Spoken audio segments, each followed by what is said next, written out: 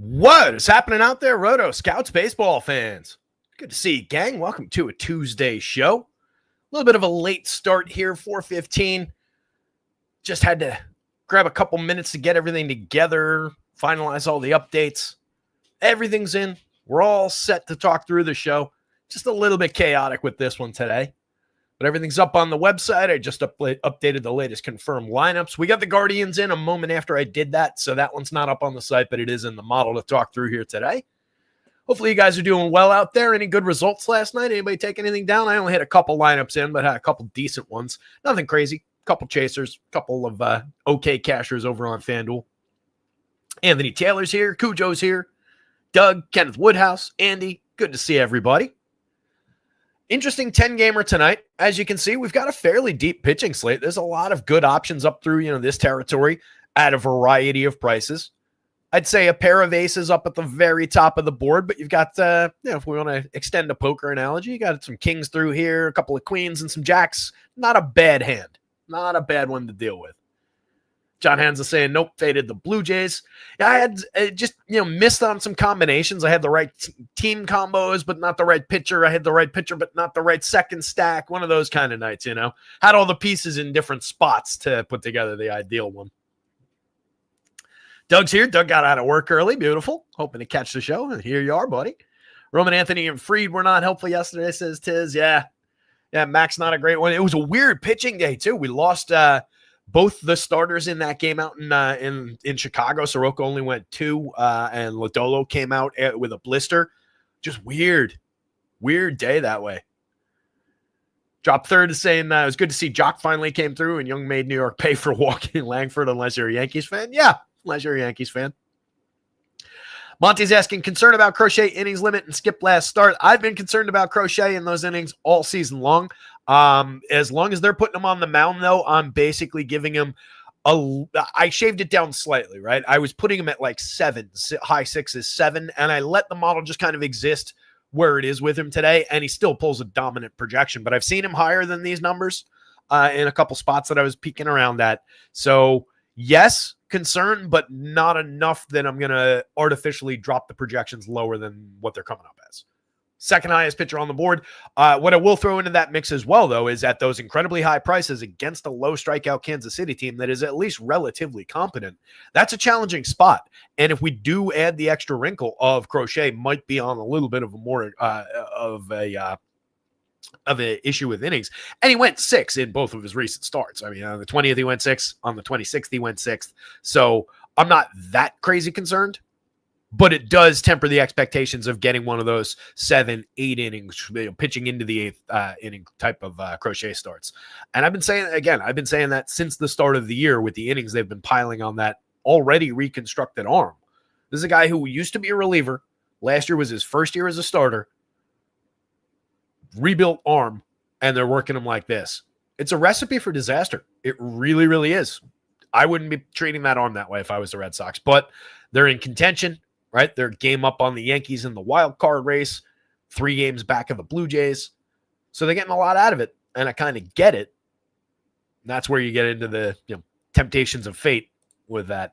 Brian Wu looking rock solid up at the top of the board. And then, again, some very usable pieces and parts down here. This one's an interesting back and forth. The Yanks are drawing a little bit of power upside. It's going to be a weird lineup for the Yankees today.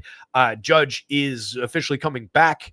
Not 100%, but they activated him. All the word was that he was coming back for tonight. Just haven't gotten the confirmed lineup yet.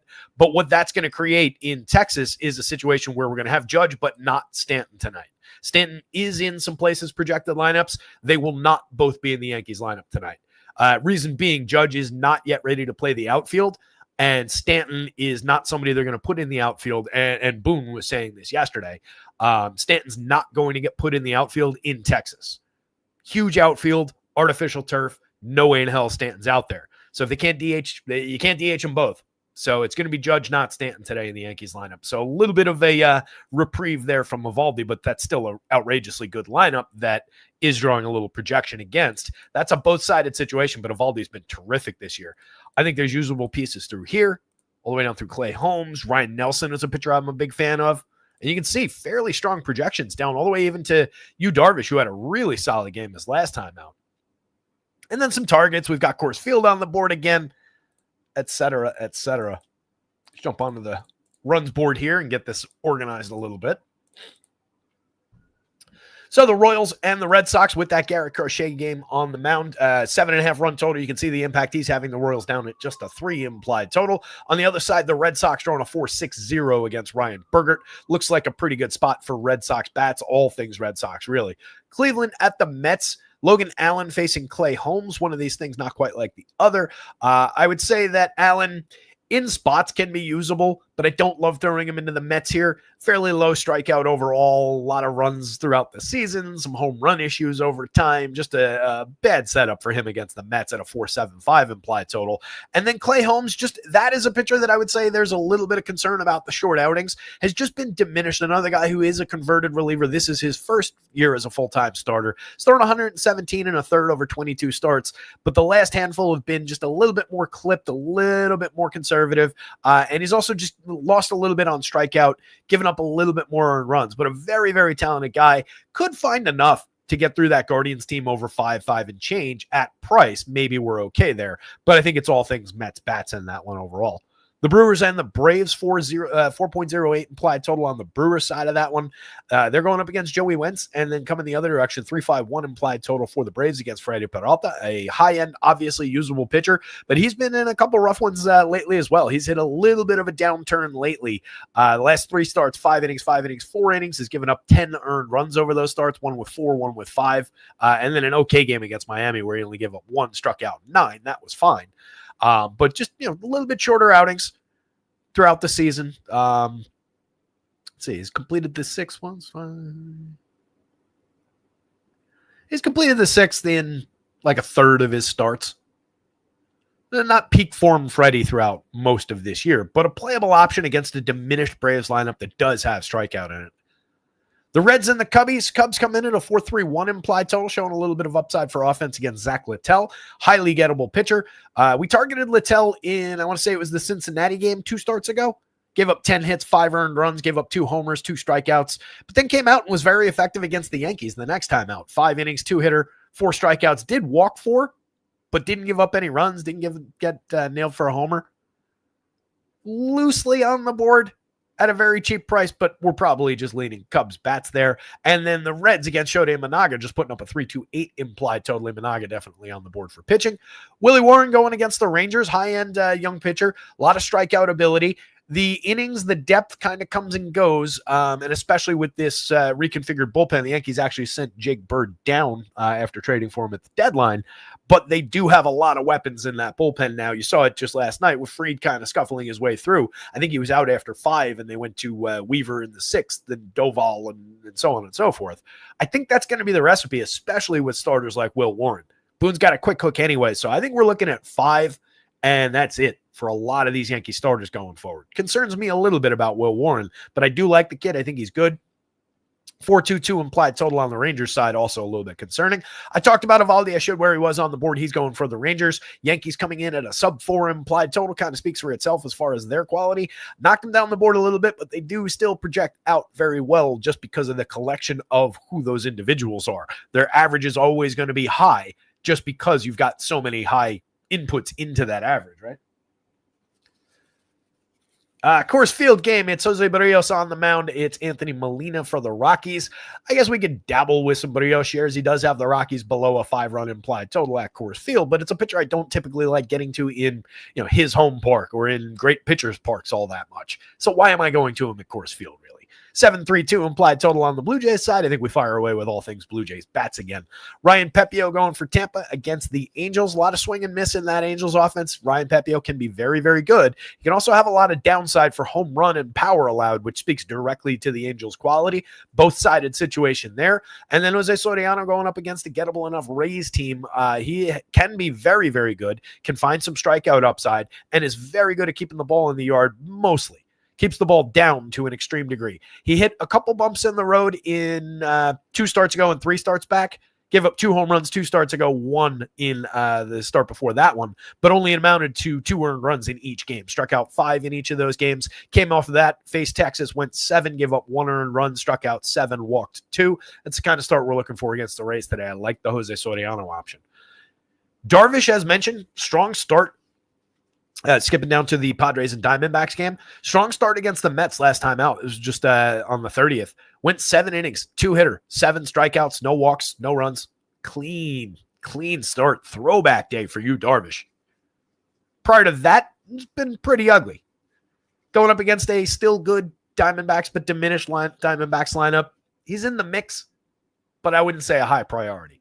Ryan Nelson is interesting. He's affordable. Going up against a low strikeout, fairly high-quality Padres team that's pulling a 4.78 implied total against doesn't do him any favors. But Nelson is a talented guy who I don't think gets enough respect around DFS, around real-life baseball, whatever. Vegas, certainly. But that is a very tough spot for Ryan Nelson. We'll talk him through. Davis Martin going for the White Sox against the Mariners. Pretty hard no there, but the guy on the other side is a big exclamation point at the top of the board. Brian Wu keeping the White Sox sub 3 on the implied total. Tremendous as far as pitching deep into ball games. Quality starts galore. Last time out, he kind of hurt us. Faced the Athletics in that bandbox, 6 1/3, gave up 5 earned runs, gave up 4 home runs, which is wildly uncharacteristic. 6 strikeouts in that game. Outside of that, basically every start of the season, except for like 2, have been quality starts. Tremendous option. And then we round things out with Miles Michaelis against Emmett Sheehan. Sheehan, talented young kid. Not sure exactly how much depth we're getting out of him. 3 2/3 in the last one. 5 innings to start before that. 4 and change. So it kind of comes and goes, but I think we max out around 5 with Sheehan, and it probably keeps his value down. And then Michaelis, just a soft tosser, innings eating kind of guy. You can see the 5.51 implied total for the Dodgers with Max Muncy back. Home run pick of the day comes from the Dodgers today. I might have just given it away there. So a lot to like at the end of the night with a couple offenses there. As we get started here, hit the like, hit the subscribe. Trying to fix this camera angle. I feel like it's popped up. I was giving you the Gundacker like down here.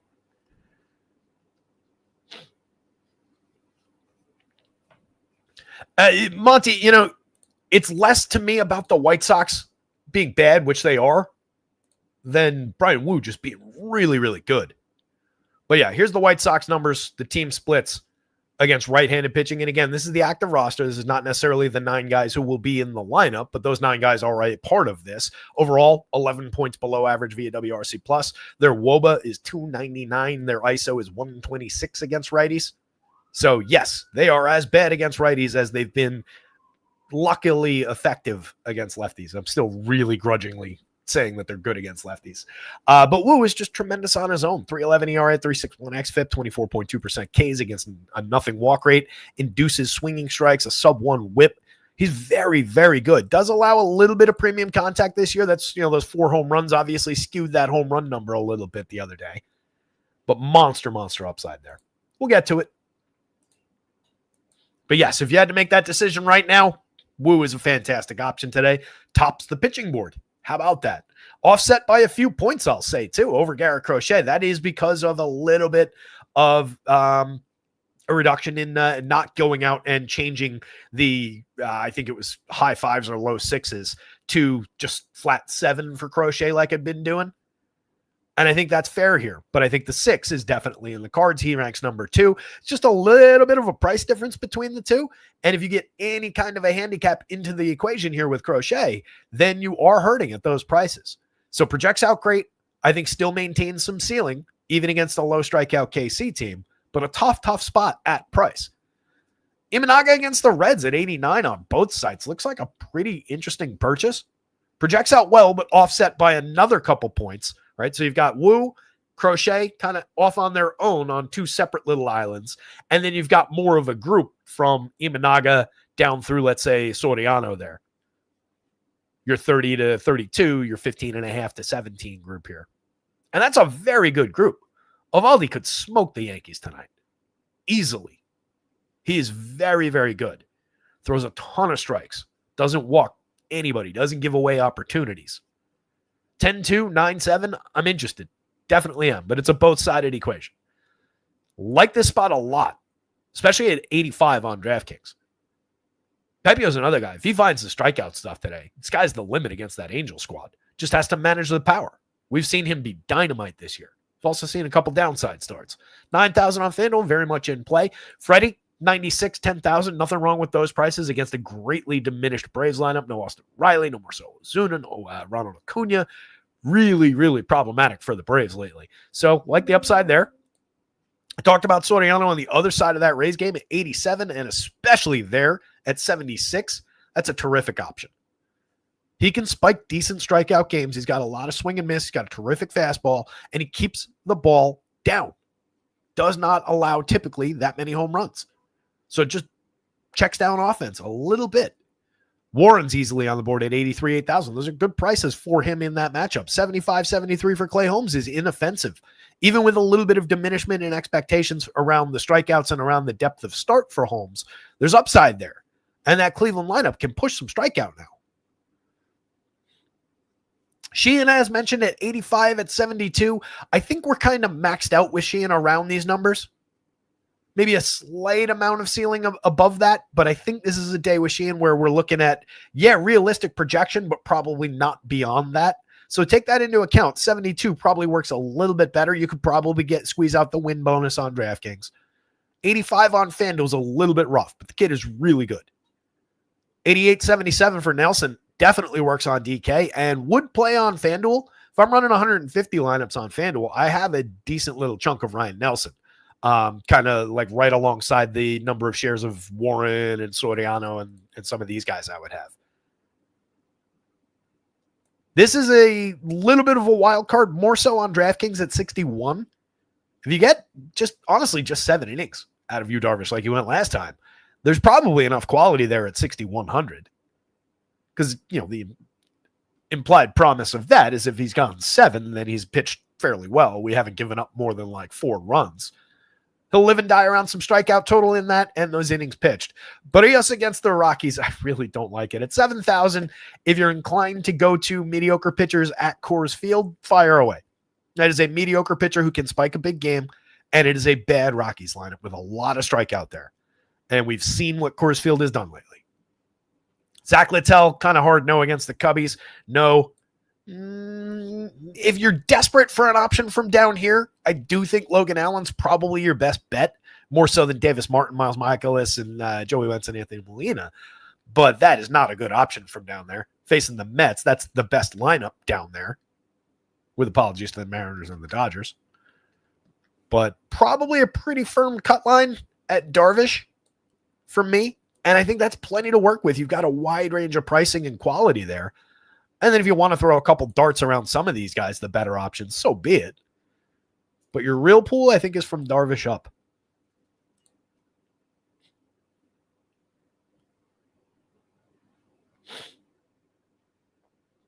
Greg, I wasn't necessarily saying that. Greg Biancone saying, so we play a few bats versus Crochet. I don't think it's that. Right? This is where we're starting anyway. You can see the Royals are a 3 total for one thing. They haven't been a great run scoring team overall this season. You've got a little collection right through there of the obvious guys, but a lot of the top and the bottom have kind of scuffled this season.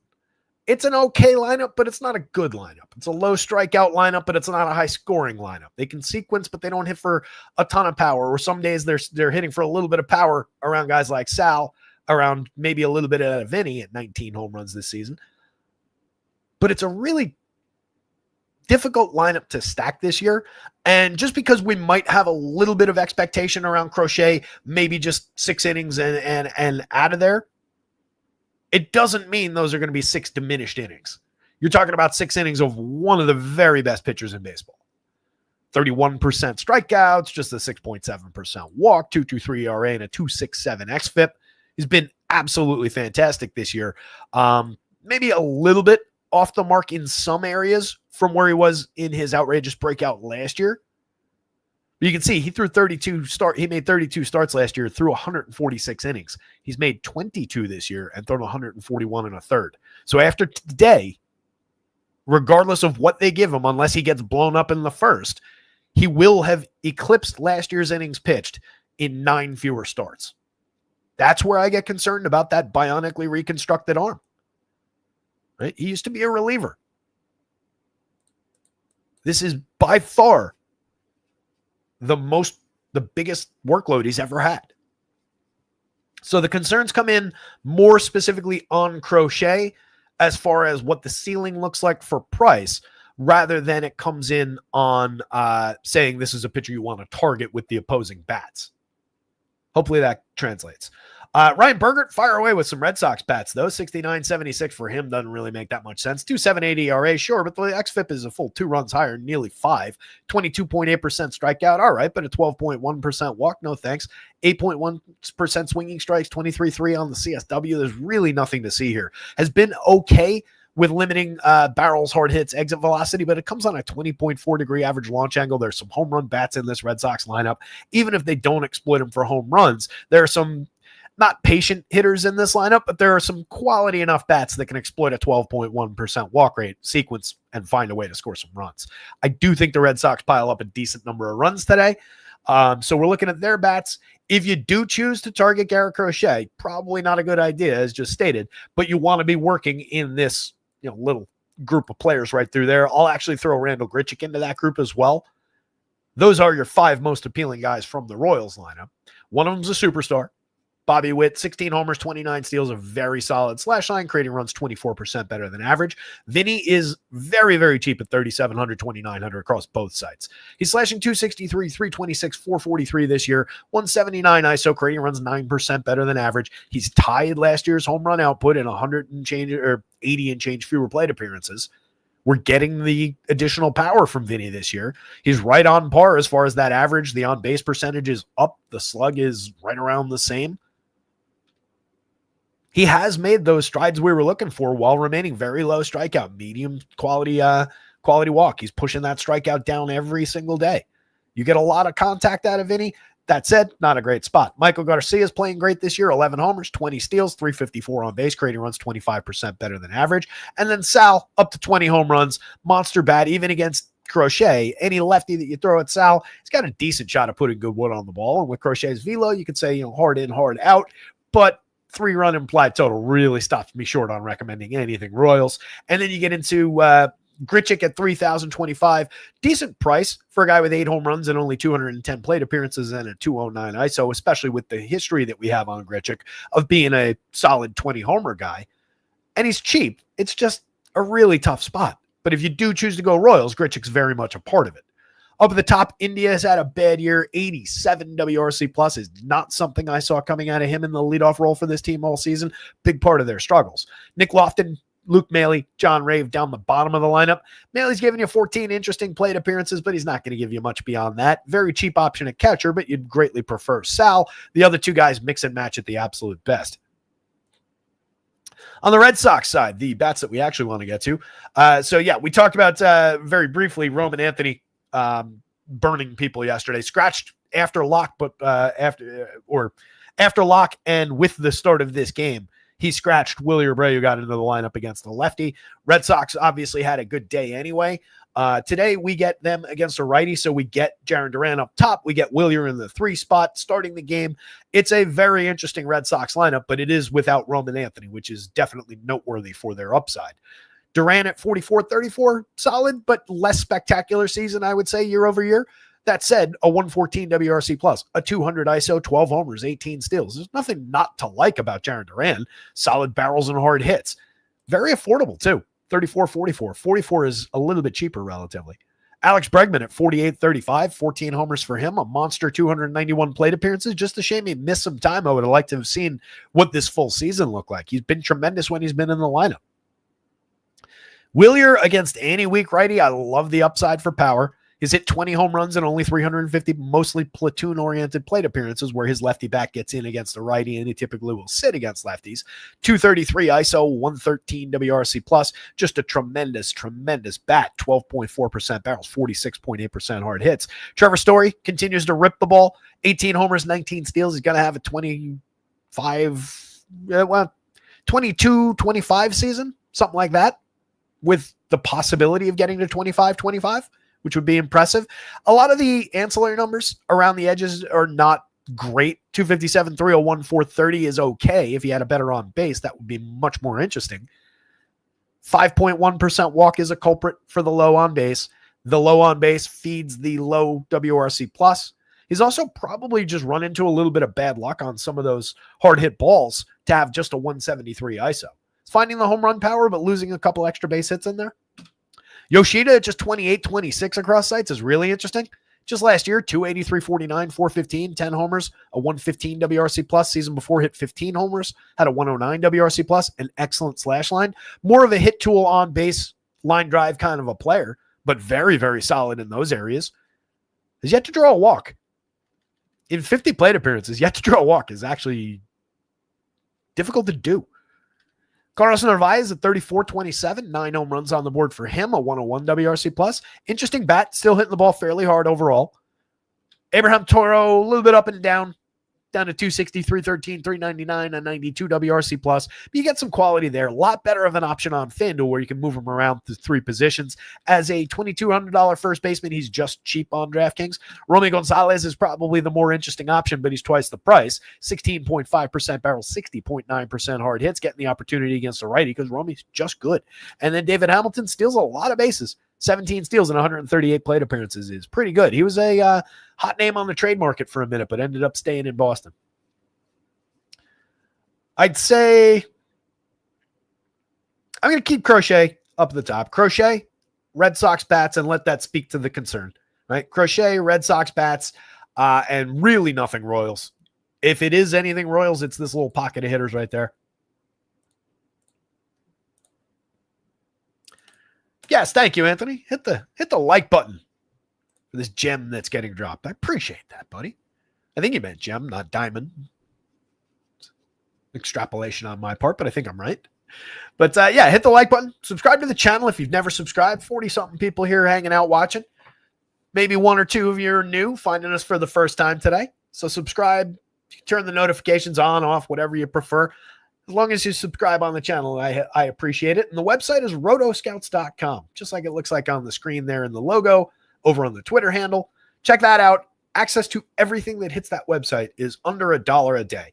Full projections for every single starting player. For baseball, you get the individual home run model number for every single player. You get access to my home run picks, power index, top stacks board, and the game-by-game snapshots, which give you this exact screen as a screenshot, so that you can follow along as we talk this stuff through. You can analyze these slates on your own with all the projections, all the stats, everything that I care about and that we talk about on these shows, all laid out game by game for you at the beginning of the day. You also get access to football, basketball, hockey.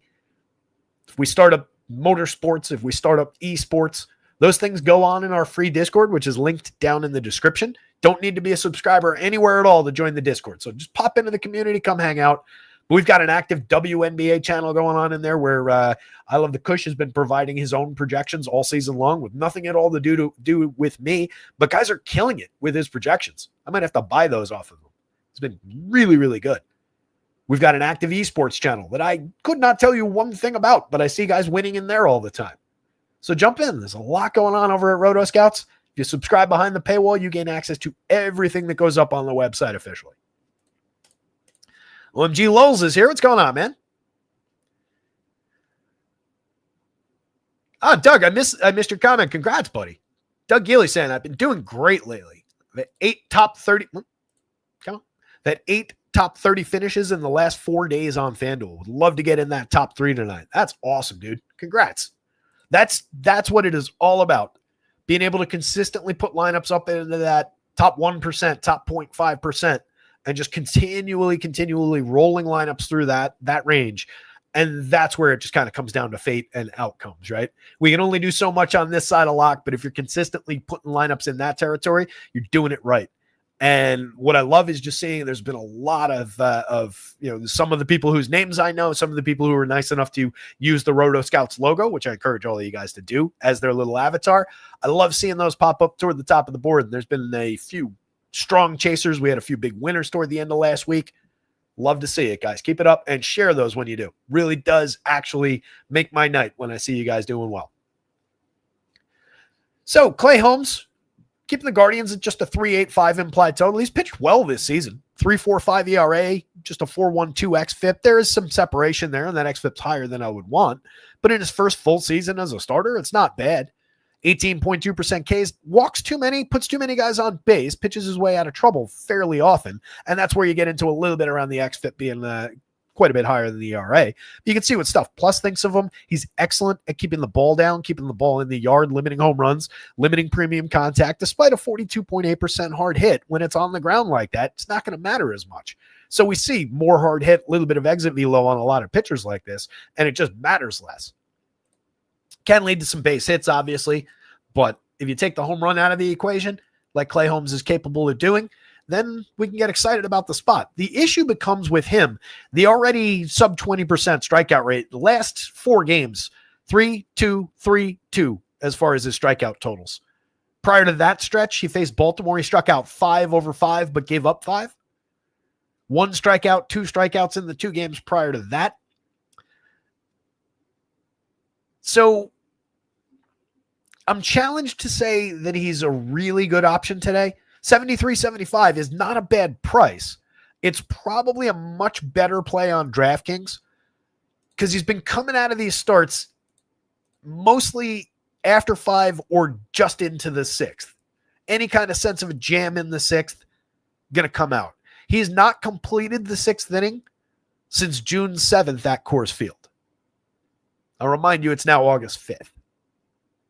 So over here, even though that's a good price, it's around your ceiling, with maybe a potential for a win, but not a quality start. Over here, a little bit cheaper, a little bit of upside with the win bonus, less concerned about the quality start. Obviously, we'd love a clean 6th inning on DraftKings anyway, but it's a little less impactful on DraftKings. I do think he's playable because it's not like he's priced in the 8s somewhere unfairly. So at these numbers, it's okay to get to Clay Holmes. But I would temper excitement. I would limit shares somewhat. Logan Allen against these Mets, 74-78.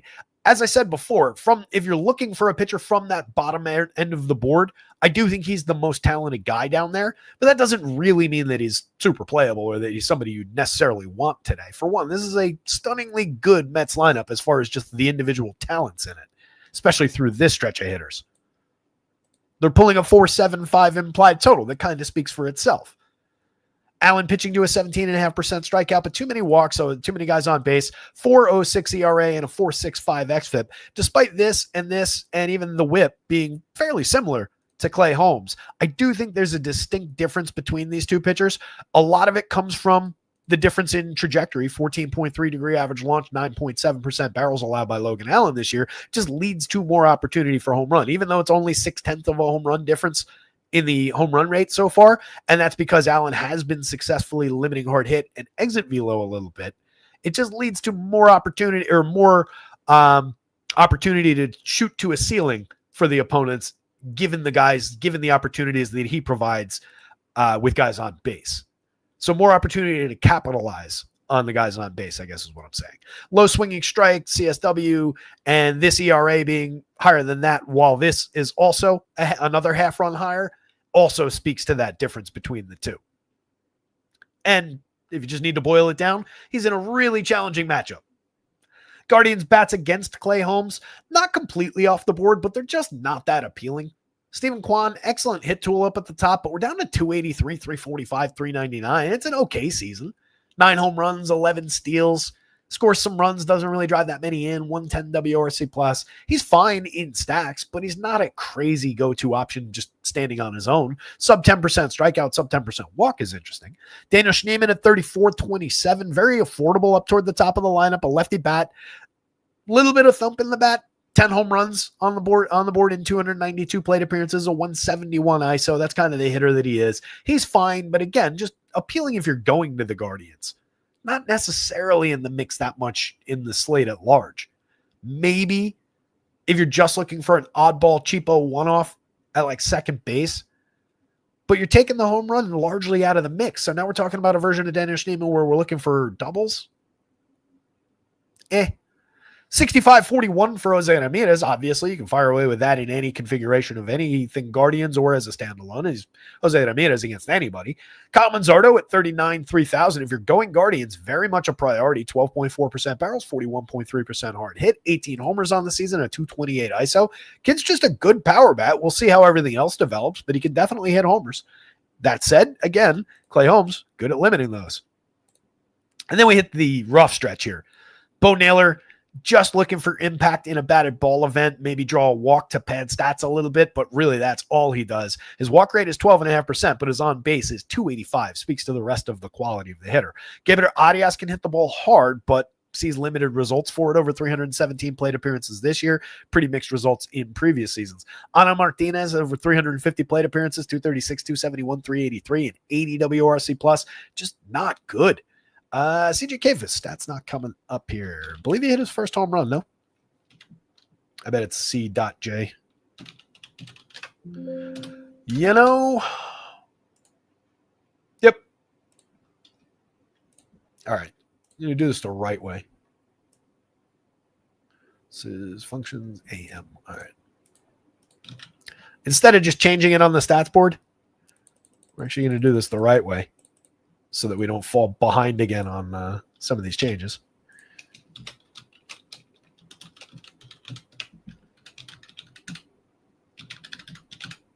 You can see some of the guys I took care of the other day. I even solved the Luis Garcia Jr. challenge, which was quite the effort. Don't think I need to add him in the other spots. Yeah, took care of it. So CJ Kayfa's dead min price, first baseman, 2,100 first base and outfield eligibility on the FanDuel slate. I guess did he not hit a home run? I thought I could have sworn I saw a clip of him that he had a home run yesterday.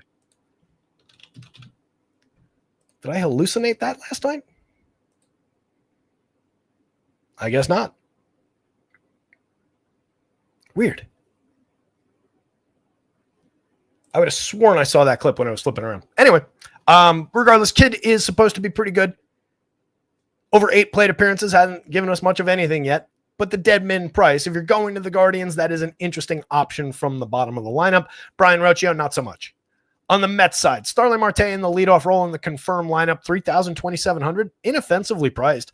Over 210 plate appearances, got on at a 354 clip this year. He's creating runs 17% better than average via WRC+. That's a really interesting guy to have in the leadoff role ahead of this stretch of star caliber hitters. Francisco Lindor at 55.35, affordably priced for a guy with 21 homers, 17 steals at shortstop. A little bit of a down season overall for Lindor when we're comparing him to himself in seasons past. But as far as just shortstops at large who are available on this slate against weak pitching, Francisco Lindor is like the top of the board. Juan Soto at 59.38 has 25 homers, 16 steals. Looks a lot like himself across the stat line. You can quibble with 250 on the average, but a 382 on base, a 230 ISO, a 440 xWOBA under the covers, a 142 WRC plus, mashing baseballs, striking out 18.9, walking 17.4. That alone is absurd, his ability to combine those. Last year, his walk rate was higher than his strikeout rate. Last 2 years, actually. Pete Alonso, masher of baseballs. He's up to 25 homers as well, 247 ISO. Looking to finish the season strong, and tons of indicators that he will. 20.7% barrels, 52.9% hard hit, a 413 xWOBA for Pete under the covers, a 143 WRC plus. Just been fantastic all season long. Brendan Nimmo at 48.31, 19 homers, 12 steals, continually hits the ball very hard. Gets on base fairly effectively. 322 this year, but in years past has been better in that department. And this is at least an average on base considering the other things he's doing at the plate. 118 WRC plus, notably a 189 ISO, a little bit off the mark given the home run total, given the premium contact that he makes. He's lost a couple extra base hits along the way there. That should be a 200 plus ISO, probably will be by the end of the year. Mark Vientos is 2,600 on DraftKings, remains a bargain. Just ignore the 303 plate appearances from this year. Kid's quite a bit better than what he's done this season. You can go by last year a little bit. 27 homers in 450 plate appearances with a 251 ISO. And he has made effective contact, I would say, this year. Looks like he's added a few barrels in recent games. Remember, he was 7-something because I was saying he's half the barrel rate from last season. Last season was tremendous, obviously. We're not at that level, but we have pushed hard hit up. We've cut strikeout by 6 points, lost a little bit of walk around the edges. But there are positive indicators in here for Vientos, even though the surface doesn't look great. And when they're pricing him like that as just a way to get the Mets a little bit cheaper, I'm really interested. And let's say you went like Marte. We'll skip Nimmo. We'll see if we can get all three of the superstars in. 44.60. It's expensive, but it's very doable. You could technically make that even cheaper by going Tyrone Taylor all the way down the bottom of the lineup and use him instead of Marte in essentially the same role. And that brings you to 42.80. I don't think that's enough savings to really make that worth doing, but it is on the table for you if you just wanted to make it slightly cheaper. The way to make it the cheapest would be to skip, say, Juan Soto and use Brandon Nimmo in that spot instead with, those couple guys. There are a lot of combinations available with the Mets. Jeff McNeil's on the board as a mix and match piece, 28-27, second base and outfield on both sites. A little bit of oddball power as we've discussed over the last, since this time last year, essentially. But we're still looking at him mostly as a hit tool-oriented player. I think that's what we end up back on. Sub 10% strikeout, 11.9% walk. He does have positive attributes as a correlated scoring player with potentially a little bit more than that. Francisco Alvarez is really interesting. 10.9% barrel, 51.8% hard hit, over 176 plate appearances this year. The power's been out a little bit in terms of the results, but not because he's not been making good contact. He's making incredibly good contact, better than the last two seasons. 252, 341, 381. That's a strong slash line. 110 WRC plus. In ways, this is the best Francisco Alvarez has been in the show, outside of the power downside. But I'll take this version, especially when he's still making that kind of contact, because I know those home runs are still in there. And then Tyrone Taylor is just kind of a mixer at the bottom. Mets bats for sure. Clay Holmes, but with the asterisk of probably a short, less than incredible start, probably more of a DraftKings play. Guardians bats, Logan Allen from the bottom of the board.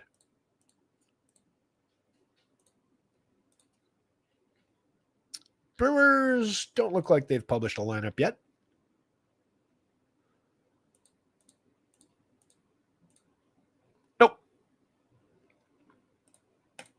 So Joey Wentz at 71, 81 comes in with a 11.4% walk rate. That's pretty concerning. A 5.02 ERA with a 4.59 xFIP, 1.44 WHIP, giving up tons of barrels, a lot of hard hit, a lot of exit velo. Considering every single one of these, he's probably pretty lucky to be at a 2.63% home run rate. I think we can throw some Brewers bats at him if we're so inclined. They're probably not going to be a crazy popular team given just a 4.08 implied total. But I do think there's playability here around the Andrew Vaughns of the world, the William Contrerases of the world. We don't have Jackson Churio.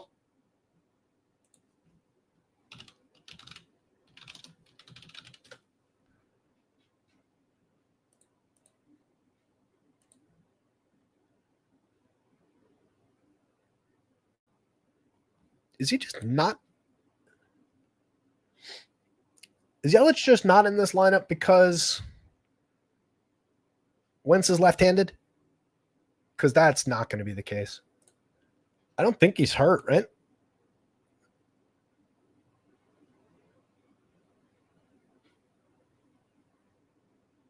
Yeah, Yelich isn't hurt. I would expect Christian Yelich will be in here.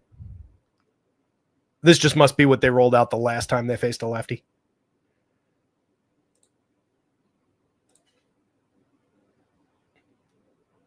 Bear with me one sec. Where was that game?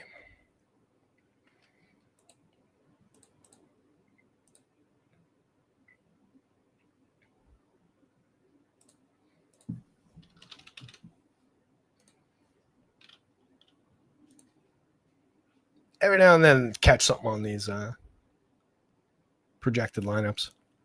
146 plate appearances against lefties this year.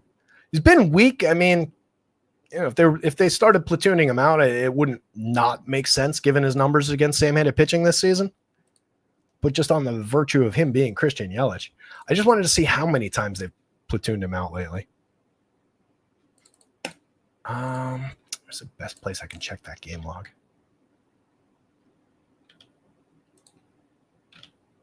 Come on. Oh, fucking Yahoo. Jesus Christ.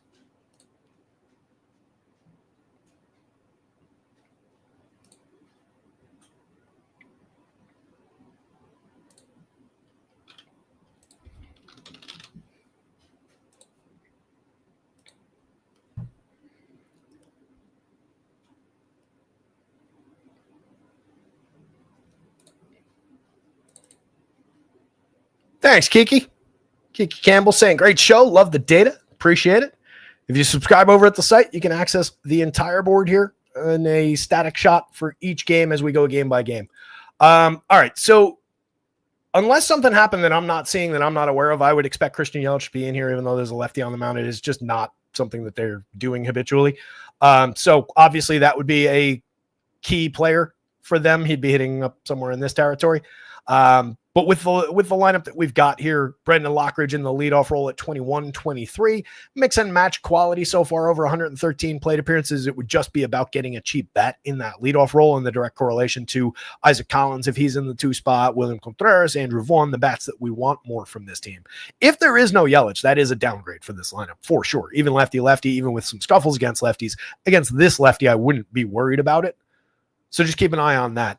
William Contreras at 41-32, 9 home runs on the season, a 109 WRC plus, an effective year, but not a monster year, not a Contreras level year from what we've kind of come to expect, but a good enough player at 41-32, especially where you have to play the catcher position. That's kind of still appealing. Andrew Vaughn has been ridiculous. I read his numbers since joining the Brewers over the last month on yesterday's show.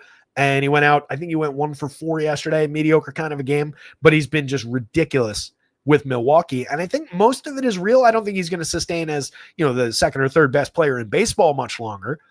But I do think that a lot of what we've seen up there is real because of what the pedigree for this kid looked like, from where he was drafted, for honestly what we've seen him do in the show in years past. 21 homers back in 2023 with a 258, 314, 429, 103 WRC plus on a terrible team. 19 homers last year, 246, 297, 402. Obviously needs to work on that slash line somewhat. And I think that's the version of him that we're seeing a little bit more of. But he's already been at worst an effective major league player. We've had 3 seasons with Andrew Vaughn now. So, there's a lot of quality there. For 31, for 32, especially on DraftKings against Joey Wentz. That's interesting. Caleb Durbin at 33-29, 10 stolen bases, a 348 on base, a 108 WRC plus. Good little run generator, if nothing else, in the heart of this lineup.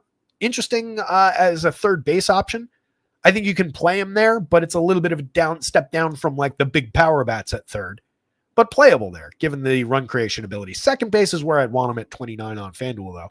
Danny Jansen, another catcher in this lineup, little positional conflict there. Danny's always playable, 11 home runs on the year, a 181 ISO. He's an effective enough part-time catcher bat, 8.1% barrels, can put good wood on the ball for you. Blake Perkins, solid hard hit rate at 40%. Up and down as far as performance goes over his 50 plate appearances so far, but a 244 ISO in that small stretch, a 125 WRC plus. You can see the 255 xWOBA kind of betraying any kind of expectations of quality, but you can get any given slate kind of performances out of Perkins. Andrew Monasterio, Joey Ortiz, mix and match quality down the bottom of the lineup. Thank you, my lanes. I appreciate that. Appreciate all the likes, any subscriptions, and everything else that you guys do. It's the best audience in the industry, guys. I'll tell you that right now. Absolutely appreciate every single one of you. We need to grow the community a little bit. That's how the asshole's creeping around the edges. I get it. But we do need to bolster the community a little bit. But right now, this group that we've got, best audience in the industry. Easily. You guys are here constantly. Nothing but love from your side. Good questions. Sharp takes. Winners. It's outrageous. I'm lucky that way. Freddie at 10,000 at 9,600, 25.7% strikeout rate, 308 ERA, a 405 xFIP is a little bit of a blip there. 12.3% swinging strike rate, sub 3% home runs despite a 9% barrel on a fly ball trajectory. Under normal circumstances, throwing him into the Braves, I'd be at least saying, maybe we worry a little bit about some Braves power, some upside there. But given the strikeouts in this lineup that are available for Freddie, given the massive downgrade that they've seen in this lineup as far as quality goes with no Acuna, no Riley, no Ozuna, et cetera, Olsen not having a tremendous year despite making good contact. Baldwin and Murphy are very good catcher bats, but even those two, if we're looking at them as anything other than catchers, they're just kind of mid-board decent power bats. So it's just not much threat here from Freddie as you would normally get from the Braves laundry. So I like that option at any price, 10,000, 9,600, very much in play. Offset a little bit by price from the other guys. So when you run into the same on the price tag, it comes down a little bit to ownership expectations and everything there, but easily on the board. If we're going with Braves bats against Freddie, you're trying to draw against some of that power, maybe exploit a little bit of the walk, but he is, again, very, very good, 12.3% swinging strike rate. He can punch his way out of trouble. Profar at the top, 42.29 for my money, more expensive than he should be on DraftKings at a low price. 29 on FanDuel, you could argue the same thing. He's just not good. I know he had an okay year last year. He's at a 102 WRC plus, and good for him. Last year was tremendous. 283, 84, 59, 24 homers, 10 steals, but we know why that happened now. And it wasn't real. Olsen is extremely real. 14.4% barrels, 53% hard hits this year. Just 18 home runs to show for that. Just a 191 ISO is the most glaring thing, but a monster 376 ex-WOBA under the covers. 373 ex-WOBA for Drake Baldwin, who is also hitting the ball very, very hard, seeing good results. Solid slash line over 270 plate appearances, 11 home runs.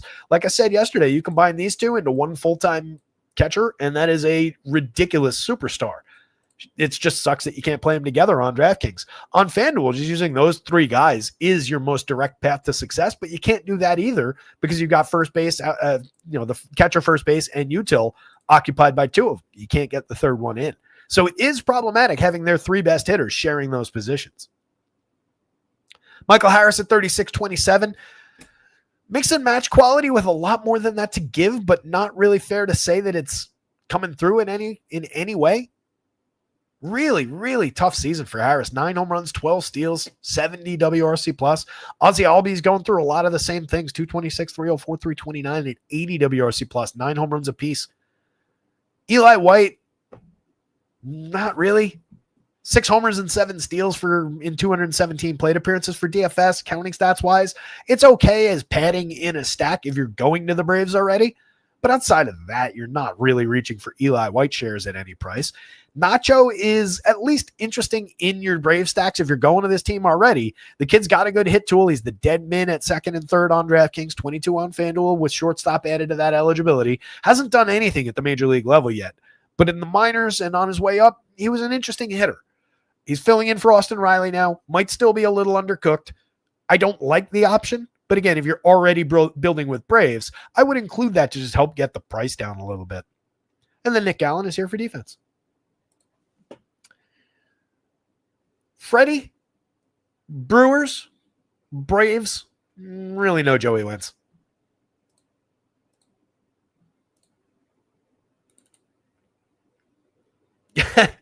Doug says, best host, best community, we're the best. 2 out of 3. I don't know about best host. I do what I can. I appreciate it, though. Not trying to be falsely modest and encourage more compliments in the chat. That's enough of the praise. I just am modest and know what my limitations are. Let's get back to today's slate, so I'm not grabbing the wrong lineups. What the hell's today, the 5th?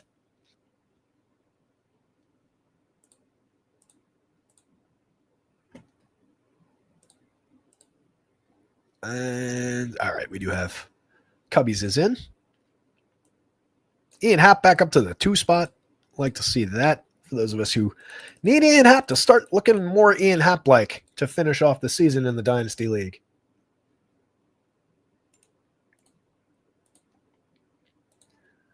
So the Reds with Zach Littell looking like an awfully big target for bats on this one.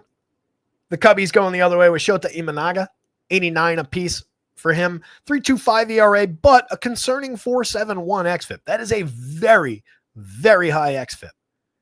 It's not just about the separation, the fact that the xFIP is higher than the ERA. We talked about this in Discord the other day, and I forget who the example was, but the question was this pitcher, and it was a good pitcher.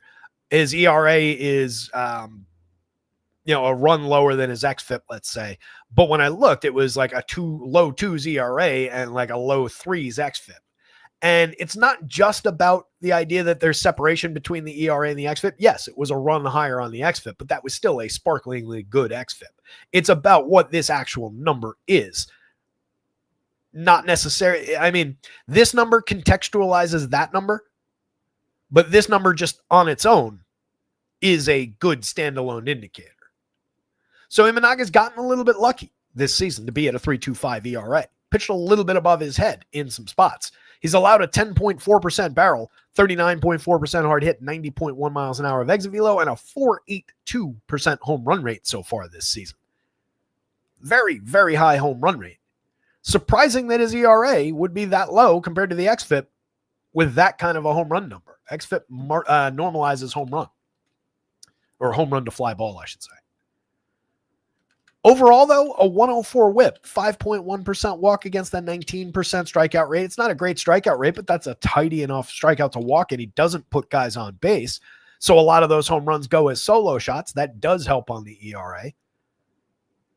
Throwing him into the Reds, this version of the Reds lineup has an 18.7% strikeout rate. That's deflated by some of those numbers. You've got targets through that range. 4 guys in this lineup in the mid-20s, but everybody else in the mid-teens or lower. Maybe a rough day as far as strikeout potential goes for Imanaga, but he's offset a little bit in price. Comes in at a very solid projection in terms of the median. Was similar last year in that the 2.91 ERA is quite a bit offset from that 3.62 xFIP, but this is kind of exactly to my point. 3.62 xFIP is good, manageable, not spectacular, but fine. This is a full run and change higher than that. He's been a lot worse via xFIP this season than he was last year. 173 pretty good innings. He's also lost a lot in terms of strikeout. 14.4% swinging strikes with a 25.1% strikeout rate last year, down to 11.7 and 19%. That's still a very strong strikeout rate overall, but it's down pretty hard for him in these 15 starts. Last time out, went 5, 3 earned runs on 2 home runs, 5 hits overall at Milwaukee. Struck out 8. Start before that, just 3 innings of 7-run ball, kind of a meltdown against the White Sox of all teams. Although White Sox against the lefty, I guess, is a thing. 2 strikeouts in that one, gave up 3 homers to the White Sox. Only lasted 12 hits. 2 very strong starts prior to that, though. Against the Red Sox, 7 innings of shutout ball with 5 hits, 5 strikeouts. Against the Yankees, 7 innings of 1-run ball. Gave up a solo homer, but only 2 hits for the full start. 6 strikeouts and a walk. 6-inning start, the one before that against Minnesota, only 2 runs allowed on 5 hits. Only struck out 1 in that game, but does have that in his bag. Does have better starts than what we've seen or what the xFIP might indicate. So it would be, I think the right way to say it is maybe a little bit more dangerous than it looks like on the surface, with still a good chance to thread that needle, is kind of what Imanaga is here. And he's correctly priced for that. I do think maybe, given some of those flaws, given the low strikeout nature of the pitcher this year and the low strikeout nature, high contact nature, of this lineup, that maybe some Reds bats are in the mix a little bit more than that run total would suggest anyway. 3.28 implied total is really low.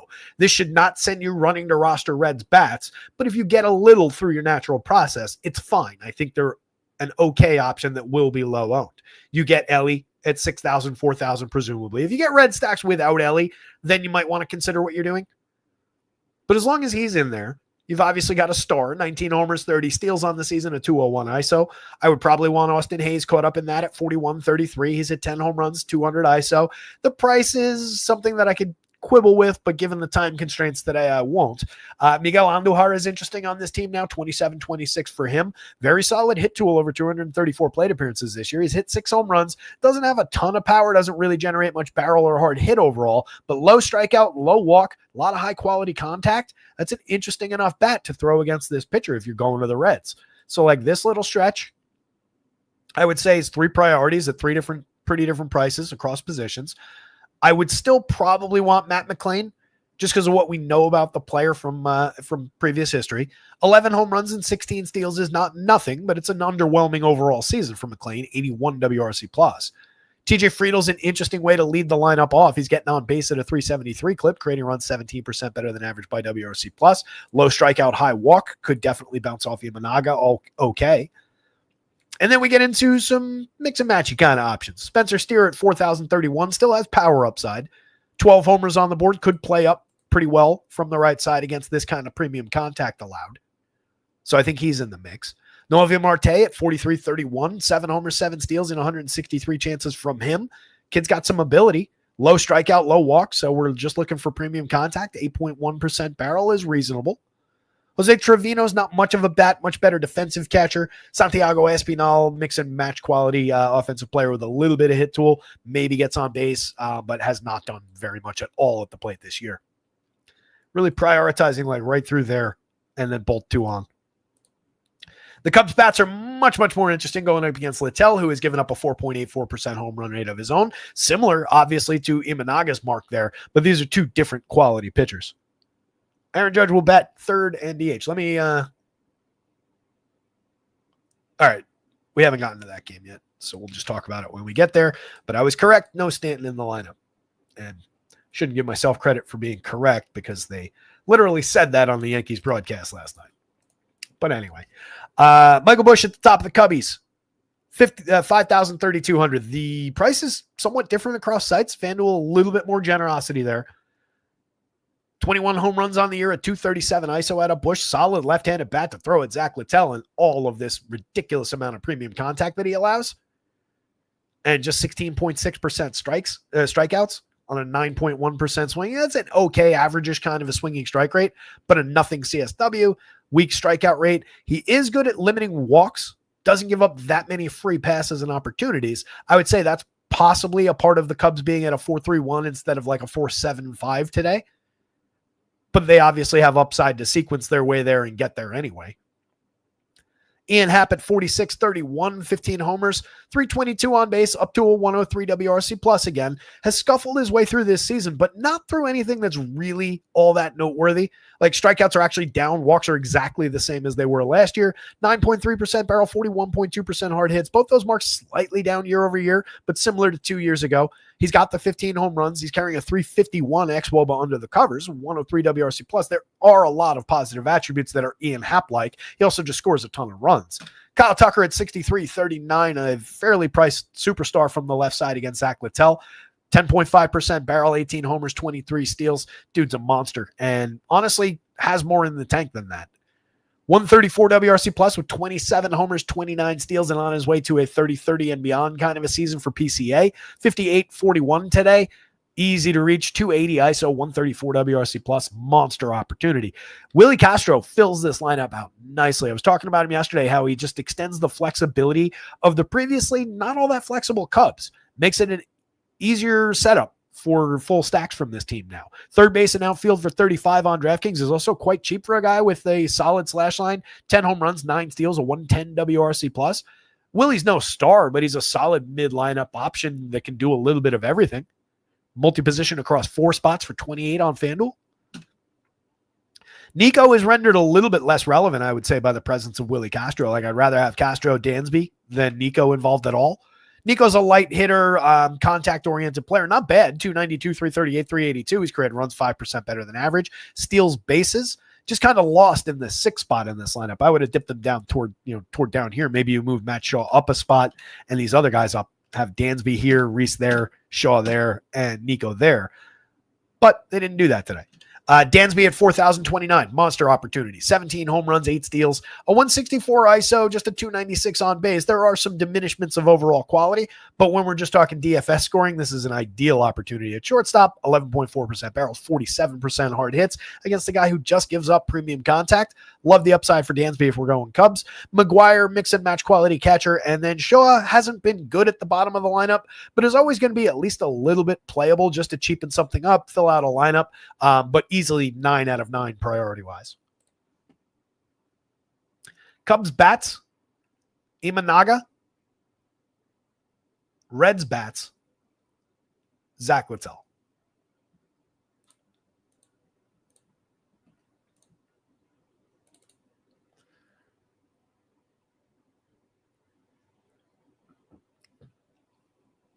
Doug says, but for real. I'll give myself credit, Doug, for the fact that I care. If that makes me better or worse than somebody out there, then, so be it. There's people out there with better DFS results, millionaires who do this. I am not a millionaire.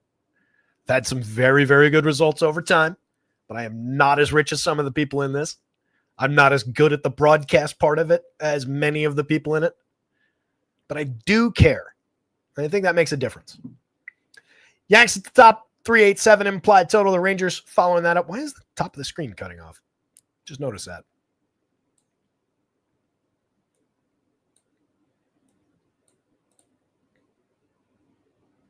That's weird. I also didn't realize that the logo there was cutting into the splits numbers. I got to figure out how to size this now.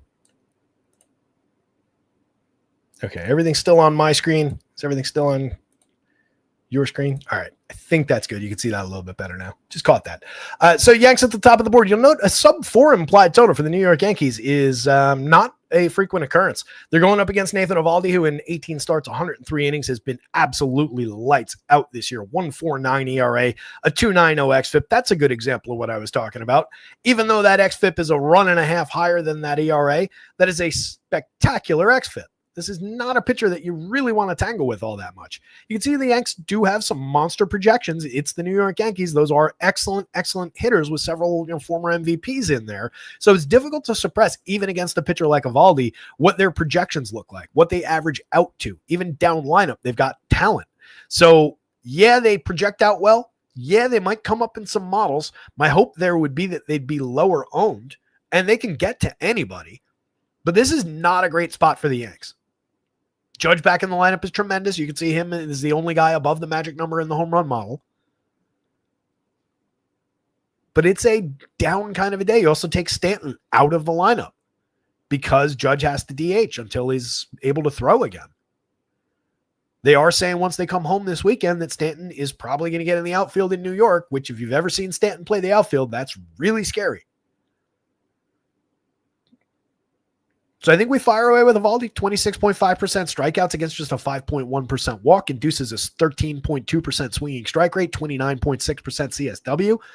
Just monster pitcher. He's been excellent, and he is the exact kind of guy that could go out there and just zip his way through these Yankees, induce a lot of swing and miss, find a big strikeout total, pitch through 7 clean innings. He did have that minor blip where he had the pulled side issue, and they skipped him a start and held him back for a minute. That was coming out of the All-Star break. Went 5 in the return from that on the 25th and was terrific. 7 strikeouts. Did walk 4 in that one, uncharacteristically, but only 3 hits, no runs. And then followed that up with 6 hits over 7 innings against the Angels, 1 run ball, 4 strikeouts, 2 walks.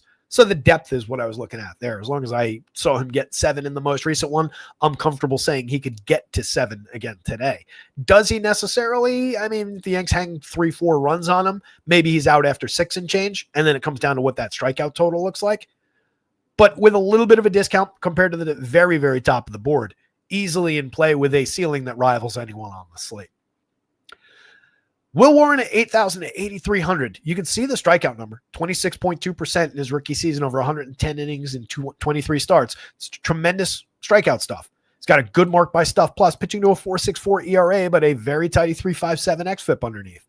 9.6% swinging, 28.9% CSW. Can push those up to very strong numbers. These are okay. 1.43 whip on 10.5% walks is where some of the problem creeps in. And then the rest gets in around the 8.8% barrel, the 44% hard hits, the 90.7 miles an hour of exit velo. 2 out of those 3 are over our threshold. Maybe a little lucky to be sub 3% home runs, but there's a lot of talent here. He's going up against a Rangers lineup that has struggled throughout most of the season. My biggest concern, I think, with Will Warren, outside of obviously, the bad pitch and a home run, would be the short start. I think we're looking at the rest of the way, getting 5 and thank you very much from pitchers like Will Warren with these Yankees. And then they're just going to go to that high leverage pen. So he's probably 500 too expensive for that. If he was a 75, 72 on DraftKings, I'd be talking a little bit more enthusiastically about it. At 8, I think you could throw the dart across 150 lineups. You can have some, but I wouldn't have very high expectations. And there's a lot of ways that he still gets beat, even in a decent start today. If you're looking Yanks, Trent Grisham off the top at 41-31, gets on base like at a 355 clip. He's also hit 20 home runs, just the best version of Trent Grisham all year long, 133 WRC plus. No stopping him up there. I've come around. I'm at least willing to concede that he's been a very interesting player this season.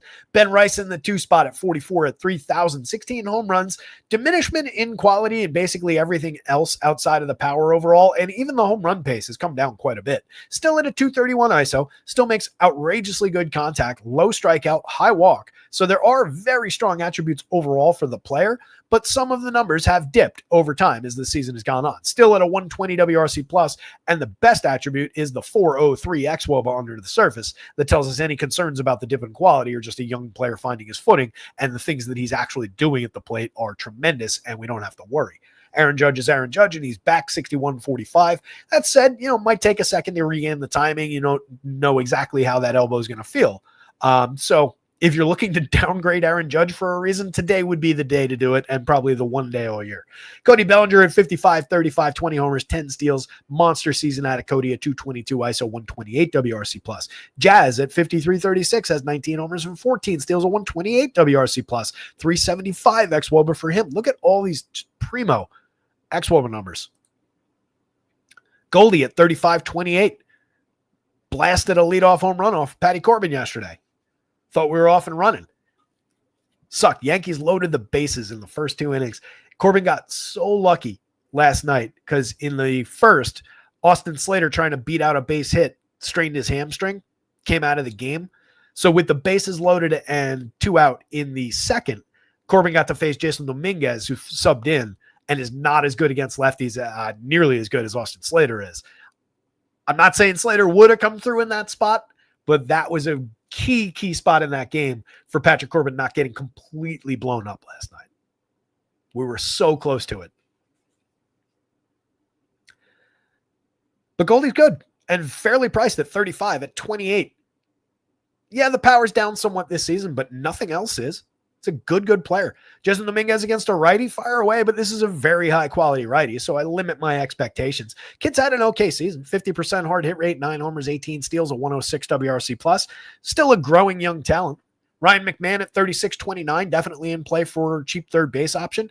And then Anthony Volpe at 39 at 3,000. Flawed hitter for sure, but 17 home runs, 14 stolen bases, just a 95 WRC+, plus, but a 204 ISO. A solid average kind of xWOBA. Premium contact. There are things to like about Volpe, and that's tough for me to say. Josh Smith at the top of the Rangers at 35-29. Definitely think the Rangers are more in play today than I thought they were against Max Fried yesterday. Smith has 9 homers, 9 steals, a 342 on base. Just looks like another Josh Smith kind of a season. He's always affordable, fills multiple positions, easy to reach on any stack where you're going to the Rangers. Less appealing as like a one-off, but playable in that role if you just need an emergency guy at any position on FanDuel. $2,900 Josh Smith does come up quite a bit. Corey Seager at just 47, just 34. 16 home runs on the board at 208 ISO. So it's not a bad season. It's just not peak Corey Seager overall. You can say that about like all of these Rangers. Or some of them are having bad seasons, but it's like it's either bad season or not quite peak season for everybody Rangers. 43, 3,000 for Semien. He did get up to 13 homers and 11 steals. It's cooled off again a little bit. We'll see where it goes. You can get any given slate quality at a key position at second base from a guy with a lot of history on him for a fair price. I think that's the best thing we can say about Marcus Semien right now. Adolis Garcia at 38-29, kind of similar. You can get a very cheap outfielder with a ton of upside on any given slate, 16 homers, 10 steals, and otherwise just terrible across the board, but a lot of history of being excellent and a lot of power still in that bat. Jock at 23, at 24, hit his 3rd home run of the year last night, burnt the Yanks a little bit. Monster power, been a rough 170 plate appearances, doesn't look like himself up there in multiple ways, but very, very cheap for what we know the power upside is against a kid who, as good as he is, has given up a lot of barrel hard hit and exit velo this year. Wyatt Langford at 39-32 showed off his talents last night. 15 homers, 15 stolen bases, a lot of power, a lot of speed. Excellent player for the price. And yet another guy that you can just kind of throw at Will Warren with the contact, with some of the walks that he's allowed. And you're targeting some negative attributes and open for the best with a collection of good underpriced talent. Rowdy Tellez at 25-22 across the board. 12 home runs, a 226 ISO, and only 214 plate appearances. I get news, guys. That is good power output. That is Rowdy Tellez power output. 16.6% barrel and 48.3% hard hit. All he really needs is a regular job and a team to not care that he hits 221, 262, 447 across the slash line. We're just looking at him as a power bat. For DFS, that's an asset. Jonah Heim, 27-24, cheap catcher with a little bit of pop in the bat. And then Alejandro Osuna at the bottom of the lineup has made good contact over 89 plate appearances. Nothing at all to show for it, but that's good contact. Nathan Eovaldi.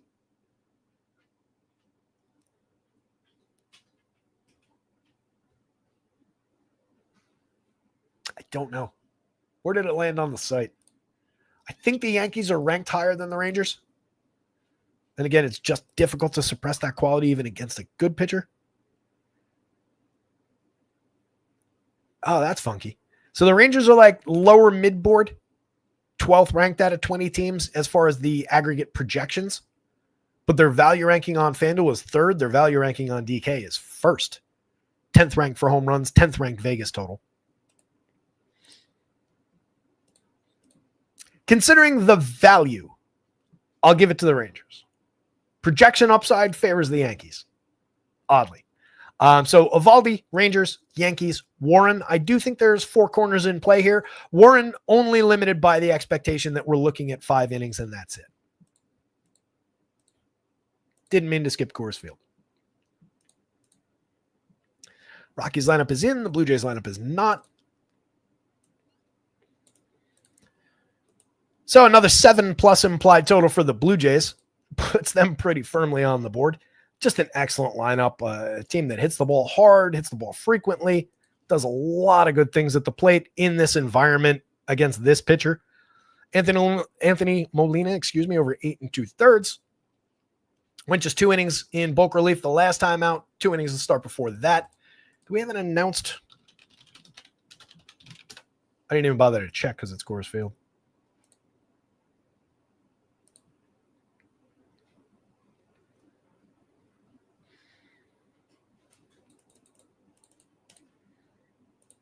So we might actually get more depth than that.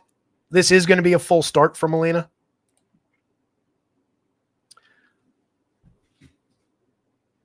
In July, he went 2 1/3 to start the month, but then 3 5-inning starts, pitched into the 6th in his most recent one. This is down in AAA. 4 strikeouts, no runs, 4 hits in that one against San Francisco's affiliate. Handful of runs and low strikeout totals across all the other starts. It's pitched to in 15 starts down in AAA, a 6.59 ERA. I don't have the xFIP in front of me. 51 strikeouts in 69 2/3 innings. There is nothing to see here. For 4,000, you can probably rely on getting more than 2-3 innings out to maybe 5 if everything goes great. But I don't think it comes with any real upside. And it comes with monstrous downside. You're much more likely to get like a negative score for your 4,000 than you are to get anything positive out of Anthony Molina here. Jose Barrios, 7,800, checking in with a 3.84 ERA, a 4.33 xFIP, 20.4%, 8.1%, 9.5, 26.5. Everything across all of this is like exactly league average-ish kind of numbers. Even through here, where he's flawed is in the barrel rate this season at 11.2%.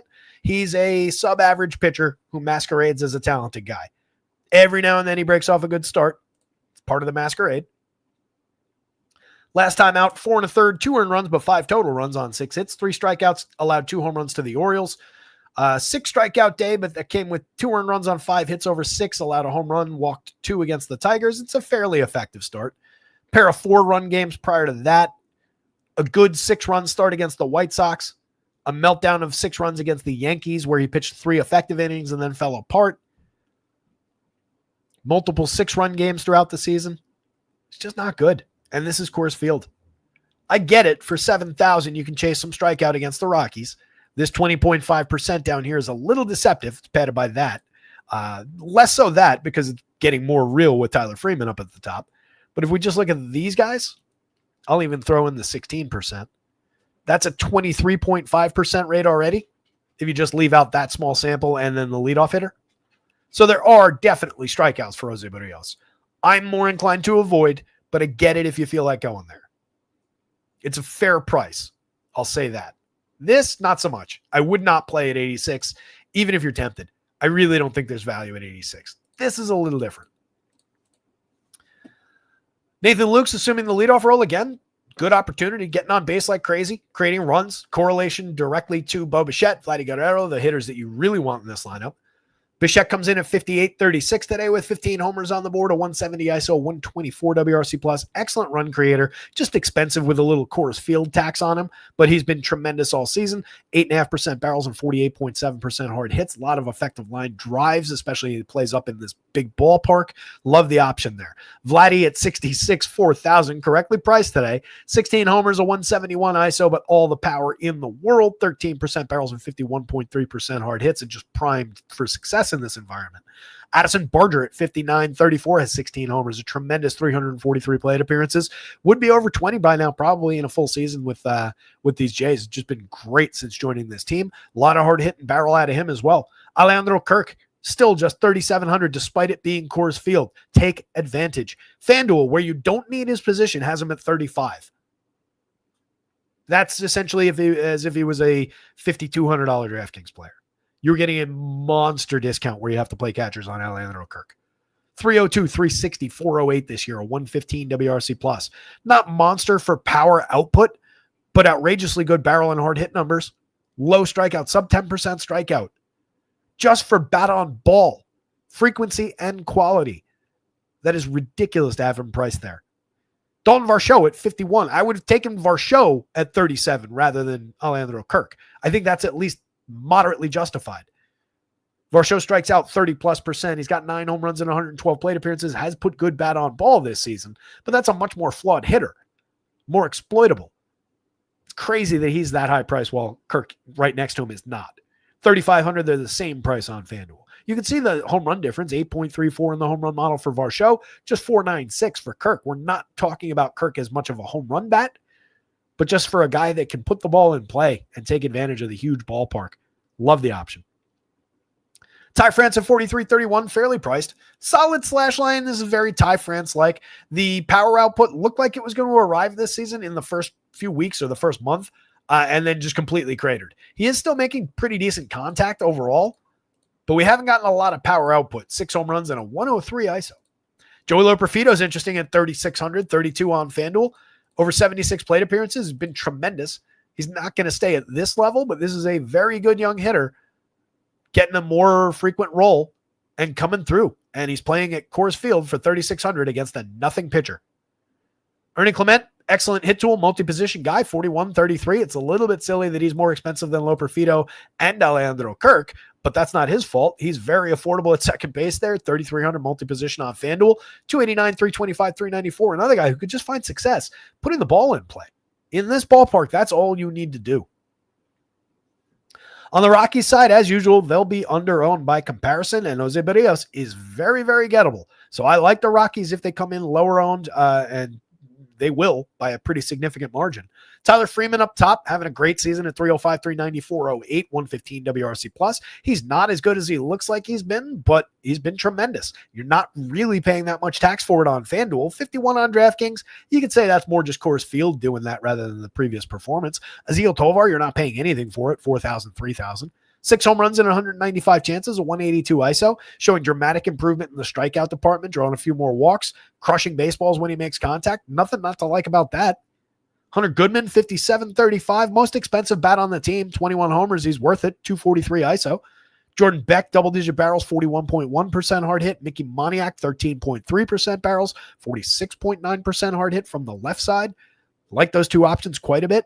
14 homers and 12 steals in 403 chances for Beck. 17 homers, 5 steals in 306 for Mickey. He's got a 268 ISO, a 120 WRC plus. This is just Mickey Moniak being who he is. He is just pretty good at this. Just oddly gets bounced out of opportunity after opportunity. Former first overall pick. Warming Bernabel at 37.29 is very, very cheap for a guy who has found some immediate success in the show and is playing today at Coors Field against Jose Barrios. 417, 432, 833 with 3 home runs and 37 plate appearances. Obviously not going to continue that pace, but there's quality there. This is a kid they expect a decent amount from. Thairo Estrada at 45, a little bit uncomfortably priced on DraftKings. 28 is much more correct on FanDuel. We talked about that yesterday. DK didn't do anything to fix it. It's just idiotic.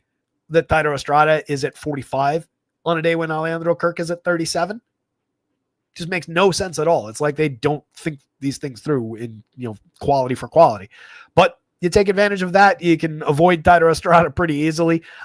Mix and match quality player this season. Brenton Doyle's got more to give than what we've seen overall this year. 8 home runs, 10 steals. Pretty weak season. 57 WRC plus is obviously not appealing, but the 12% barrel is. The 45.6% hard hit is definitely appealing. So as a player that nobody will be going to for 38, for 28 on FanDuel, Doyle will get into some lineups. And then Orlando Arcia at 33-25, multi-position eligible. Terrible season from him. We saw quality a couple years ago with the Braves. Was down last year, but did still come away with 17 home runs. Year before, he hit 17 with a strong slash line, but still only ended up at a 99 WRC plus. It's just not a great player. Affordable, though. Blue Jays, Rockies.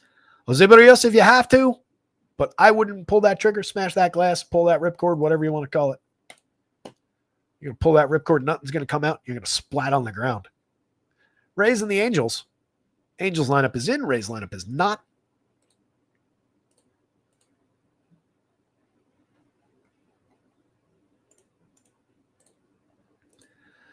A couple of good pitchers in this one, and fairly priced at that. Pepio pitching to a 3.80 ERA, a 4.01 xFIP. There's nothing wrong with that. Four is, you don't want to be above 4, but it's manageable, especially for a young starter like this. Especially when it comes with a 24.1% strikeout rate, 11.6% swinging strike rate, a rating by Stuff Plus that is one of the best on the board on this slate at 109. That is significantly above the average. He's gotten burnt a little bit by premium contact again this year. 4.32% home runs most notably, but over the line, and just a tenth of a point under the line there. Let's call it all 3 at or above the threshold. The Angels could capitalize on that. You can see the power showing for them. They're going to come up a little bit in crunches on this slate, and rightfully so. Just throwing all these barrels and hard hits against Pepio's contact has value, but Pepio's strikeout stuff could work the other way against all these strikeouts and all the swing and miss that is in this Angels lineup. So it is definitely a both-sided situation. I think I slightly lean Pepio with a little bit of faith in a pitcher I really believe in here.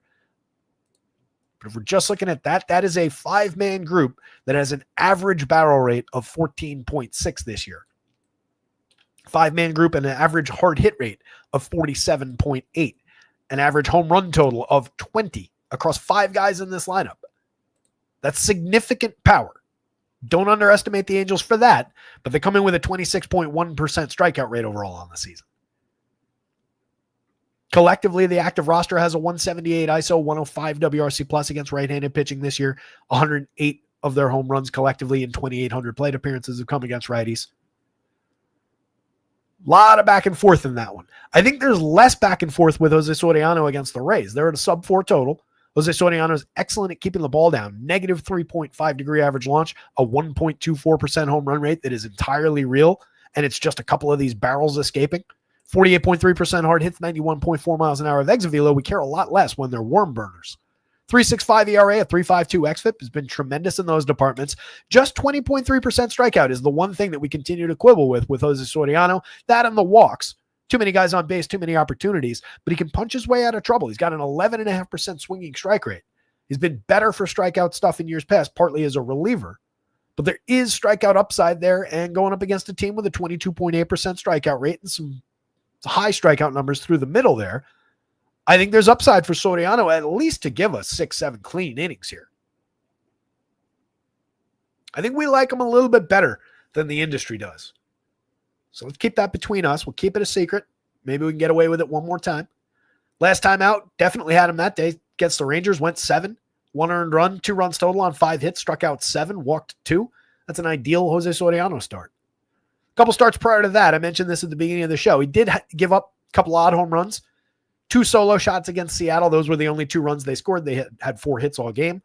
And then 1 home run, 2 runs scored on 6 hits over 7 against the Phillies. I'll forgive home runs to those 2 teams. And that was his first home runs allowed in 4 starts prior to that. And before that 1 oddball home run, he had not. That one came on June 27th. He went from April 22nd to June 27th without giving up a home run. So it takes the power kind of out of the equation for the Rays. And if you're taking that away from them, then they get really, really dicey. You don't have that much walk rate even around their good hitters. You've got some speed for sure if Chandler Simpson's back in the lineup. He fractured his finger or sprained it.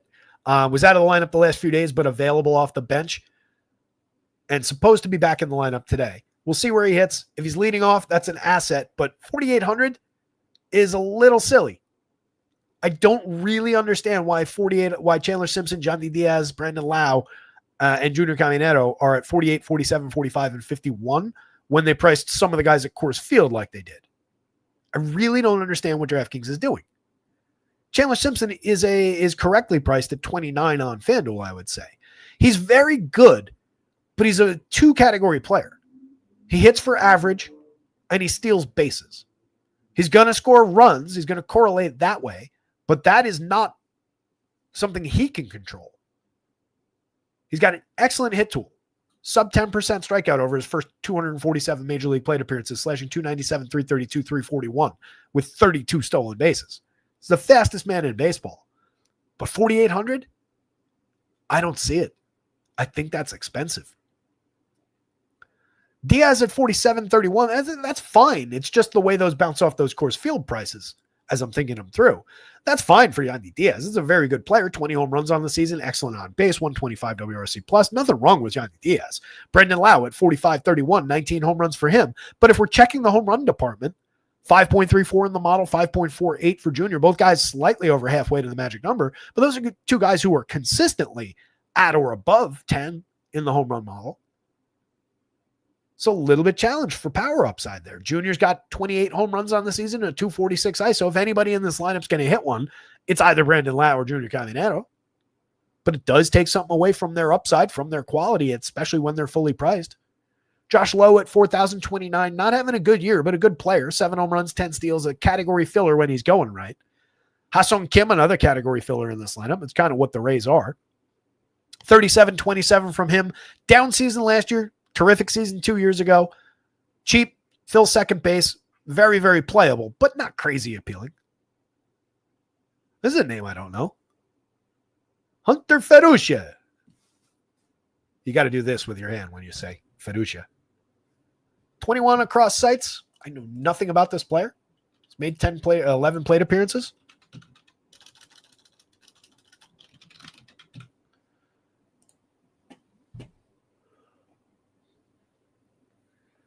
Made 14 plate appearances last year in the show, too. That was with the Dodgers.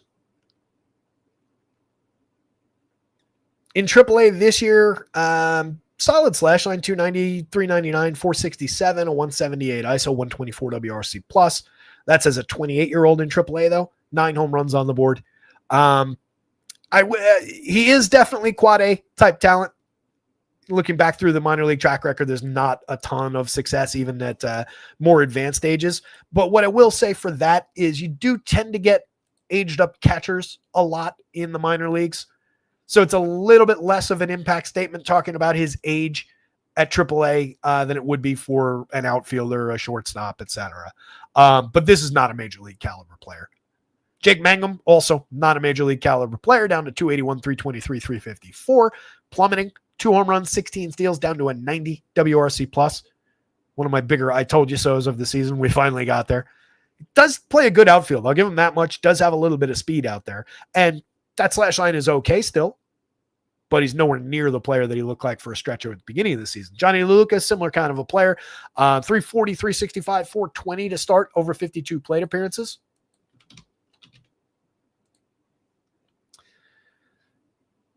Hit 6 home runs, stole 16 in the show, over 362 last year. In the minors, he peaked in 2023 with 17 home runs and 12 stolen bases for the Dodgers organization, over 326 plate appearances split between AA and AAA. Created a lot of runs that year, 140 WRC plus. Can be effective, but we're talking about the bottom of the Rays lineup against a pitcher who's taking a lot of power away. On the Angels side, a lot of strikeout, fair amount of downside. On the right day for them, a lot of home run upside coming from Pepio. Zach Neto's very much in play at 53, 34, 16 homers, 21 steals, 117 WRC plus, tremendous asset. Nolan Schanuel gets on base. Let's say Neto goes deep with a leadoff home run. You get Schanuel on base and reset the table for the ridiculous stretch of power that follows. 39, 3,000, inoffensive pricing for Nolan Schanuel. He's a capable hitter, too. I don't want to make it all about the on base. 116 WRC plus, a 277, 367, 401 slash line. Just doesn't hit the ball particularly hard, but very low strikeout, fairly high walk. That's a very interesting bat, even just, kind of on his own. Mike Trout at 5,000, 3,200, 19 home runs for him. Still Mike Trout. 227 ISO, 125 WRC plus. The slash line at the front end isn't great with the 237 average, but we just don't care about batting average on this show. 364 on base, a monster 382 xWOBA, all the premium contact you could want. It is still Mike Trout. Taylor Ward at 47-32 has 26 homers. Joe Adele at fair pricing, 3,800 on DraftKings, gotten cheap again over there. 22 home runs. He's in a little bit of a downstretch. What's Adele done over, let's say, like the last 3 weeks?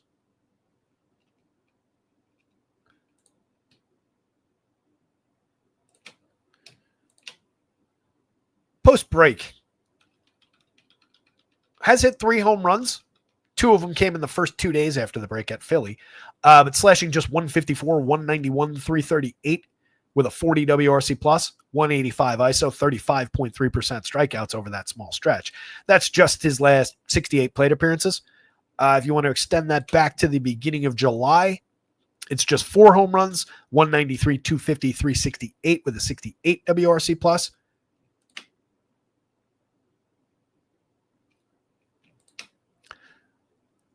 Right, it's like June 28th was the beginning of the downturn here. So we're talking about a month and change. It's within expectation, though. Right? This is a young player who hasn't had tons and tons of opportunity for a full season of baseball in the show. He already put up good numbers. Even if he ended today, this would be an okay season. There's a lot to give with Joe Adele, and he's gotten cheap again, which we like quite a bit. 11.51 in the home run model against a gettable home run pitcher. Logan O'Hoppe, tons of power there. 4,2,900, 18 home runs on the year, a 195 ISO out of him. Christian Moore is an interesting bat for 2,500 on both sides at second base. 72 pretty bad plate appearances, but remember, he was aggressively promoted and is supposed to be quite good.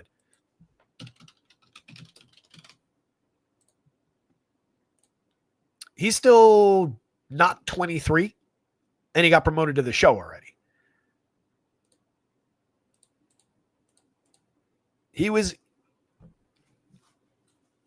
His numbers from last year, he made 110 plate appearances in the minors, hit 6 home runs in that small sample, 238 ISO, slash 347, 400, 584 with a 186 WRC plus.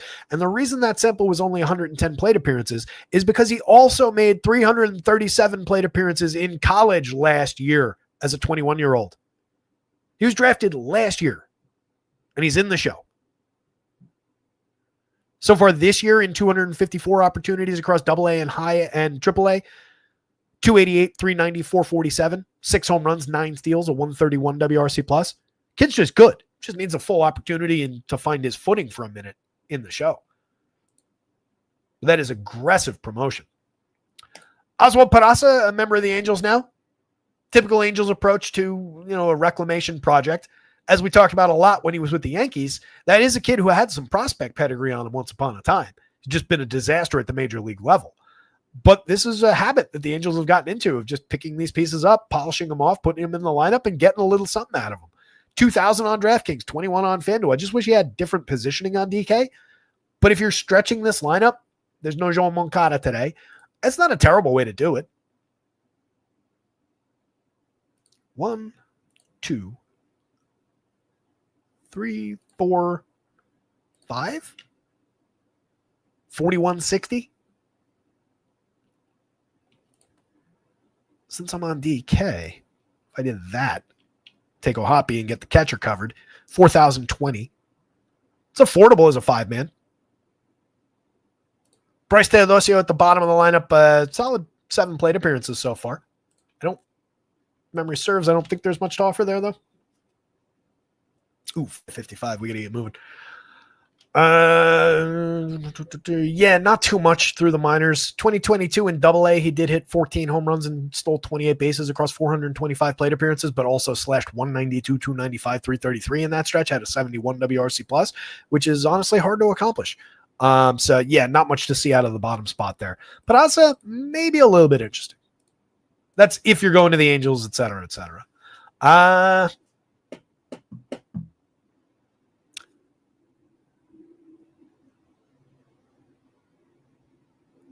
Jose Soriano, Ryan Pepio at a higher price. They're projected almost exactly the same. Angels bats above the Rays bats.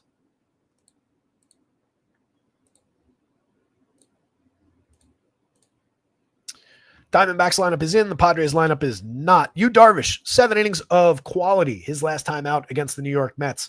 I think maybe I want to see it again before I'm really a buyer.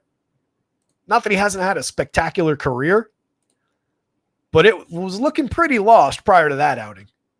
8 earned runs and 3 1/3 against St. Louis the start before, for example. 3 strikeout, 2 walk, 2 home runs allowed. In the 3 starts prior to his most recent one, on the 12th, the 19th, and the 24th against the Phillies, the Nationals, and the Cardinals in order, he had 6 strikeouts combined across the 13 innings. And then he struck out 7 against the Mets in 7. 2 hits, no runs. I think it's just a blip of a throwback start that was fun to see. At 61, if you want to throw the dart at him repeating that feat, or even a version of that where 2-3 earned runs along the way, but still gets to the 6 and change innings, the 7 innings, still gets to a decent strikeout total. At the DraftKings price, as an SP2, fine. Fire away. It's Yu Darvish. I have enough faith that there's still talent there. 81 on FanDuel, I'm really skeptical. 6.46 ERA, a 4.56 xFIP, 17.5% strikeouts. This is including that good start. It's over 5 starts this year. Is inducing an 11.3% swinging strike rate. So if we want to say something about the strikeouts potentially being real, then maybe. Last year, 23.6% Ks over 81 2/3 in the half a season, 3.31 ERA, 3.99 xFIP. Wasn't that far off the mark last year. So again, dart throw on DK probably wouldn't go there on FanDuel. Ryan Nelson, on the other hand, 77.88, pitching to a 21.1% strikeout, 3.20 ERA, but a 4.04 xFIP, giving up a little bit of premium contact, but not that much in terms of the home run rate. Probably a little lucky to be at that level. Last season was similar. Some premium contact through here, but a manageable barrel, slightly manageable launch, resulting in a lower end home run rate. Just seems like he's able to get through with that. But you can see similar contact 2 years ago, more barrels allowed, spiked up to 3.88% home runs. Since basically the middle of last season, though, Ryan Nelson has been quite good. 4.24 ERA, 3.98 xFIP overall last year, 20% strikeout against 5.4% walk. Has pushed strikeout a little bit, lost a little bit in walk this season, was pitching in kind of a hybrid role until the beginning of June. Since June has mostly been starting in full outings and pitching well. 4 earned runs against the Angels on July 11th was his one downside start. 8 strikeouts, 2 7 strikeout games along that stretch. He's got a lot of ability.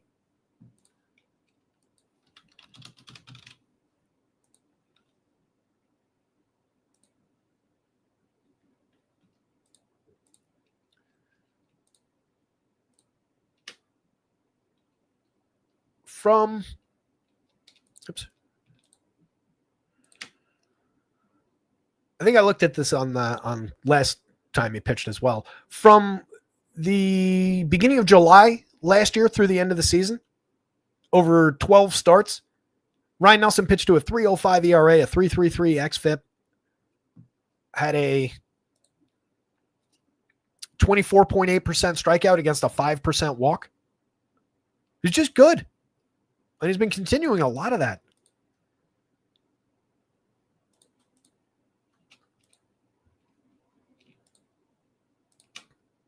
In 10 starts since the beginning of June this year, he's got a 21.4% strikeout, 7.9% walk, which is pretty much what it looks like on the surface. Go on. 3.02 ERA, but a 4.36 xFIP. So you could argue maybe getting through with a little bit of good fortune and luck. Maybe that comes to a halt against the Padres team that is low strikeout, comes in with a 4.78 implied total. But at price and with a little bit of quality available, on DraftKings anyway at 77, I think he's interesting. 88 on FanDuel, I run into a little bit of challenge in this matchup with, though. With the pods, given that implied total, definitely can target some Ryan Nelson here, and especially with the premium contact that he allows, you could see some home run upside coming out of the pods. Fernando Tatis, 56-37, superstar caliber player, 17 homers, 22 steals, a 130 WRC plus. You can argue that the ISO is pretty diminished. The home run totals are a little bit off the pace. Premium contact is still there, but it's slightly down year over year. Having a good, maybe not great, maybe not too standard season, but still very good. Luis Arias at 4,200. Solid hit tool, not all that much else out of him, but a 110 WRC plus, gets on base, sets the table for guys that follow. Manny Machado just having a great year, 299, 358, 501, 20 homers, 10 steals. Even for Manny, 202 ISO, 142 WRC plus, monster premium contact, just looks great all season long. Jackson Merrill at 45-32, very playable, 266, 324, 419, just 8 home runs and a 153 ISO, I think are the most disappointing things, but that does come on a 12.1% barrel. He's still hitting the ball hard, still effective, and down in price. He's interesting. Xander Bogaerts at 38-31. Solid season. 16 steals, getting on base at an effective clip. Creating runs at a 4% better than average pace is okay. Low strikeout, high walk. There's a lot to like about Bogaerts, but there are visible downsides in everything he's doing. Ryan O'Hearn, Ramon Laureano, tremendous additions to this team in their hunt for the playoffs. 13 homers for O'Hearn, 16 on the season for Laureano with a stronger slash line, 244 ISO as well, a 145 WRC plus. Just the best version of Ramon Laureano that we've ever seen, and easily his best years in 5. O'Hearn just kind of continuing the quality that we've seen over the last 2 seasons from him. Jake Cronenworth, mix and match quality. Freddie Furman, not much of a bat at the plate, but 259, 313, 338, 3 home runs and 218 chances. Getting it done. Effective enough to roll in if you're building 20 Padres stacks. On the Diamondback side, we continue to get this configuration up at the top. Carroll and Marte are absolute superstars. 22 and 21 home runs apiece, a 136 and a 160 WRC plus, respectively. In any configuration, in almost any matchup, you definitely want to get to those 2 guys if you're going to the Diamondbacks. Arnoldo Perdomo after that at 44-34. 11 home runs, 17 steals. Excellent at getting on base. I question the configuration of this lineup if this is the best setup like I talked about yesterday, but that's a very effective hitter any way you slice it. It's just, around the margins, maybe it's slightly better to use them in different roles, but Perdomo works quite well there. Lourdes Gurriel at 42-29, better than just another outfielder, even though it's not really showing through the slash line this year at 247, 295, 398. There's still quality there. 12 home runs, 8 steals. Makes frequent contact with just a 13.2% strikeout, 5.9% walk rate. So we're just looking to buy some cheap contact against this version of Yu Darvish. I think that is very much in play for Gurriel. 26-23 for Tyler Locklear. We've talked about his quality through the minors this year. He's got a home run on the board in 16 plate appearances, 214 ISO. That's a good piece that they picked up. Plug him right in, and finally he's going to get a full opportunity to prove what he can do at the show. I expect he's going to be fairly more expensive in the coming weeks. That is a good player at a cheap price. I would take advantage now if I'm going to Diamondbacks. Jake McCarthy, Alec Thomas, pretty similar guys down lineup. I would say that you probably prefer Thomas given the quality that he's shown this season over 318 versus the downside performance that McCarthy's given over 122. We know that Jake McCarthy is quite a bit better than this. Solid, just another outfielder type guy, but at a fair price in that spot in this lineup, he's probably more appealing than Thomas is man for man today. If they were just swapped positionally, I'd probably be saying Thomas is better. Blaze Alexander in between those 2 guys fills multiple positions. Solid hit tool through the minors, hasn't shown a ton of quality at the major league level yet, but there's ability there. And then Jose Herrera at the bottom of the lineup, sub Mendoza, sub 300 on base, and not a lot to see as a hitter.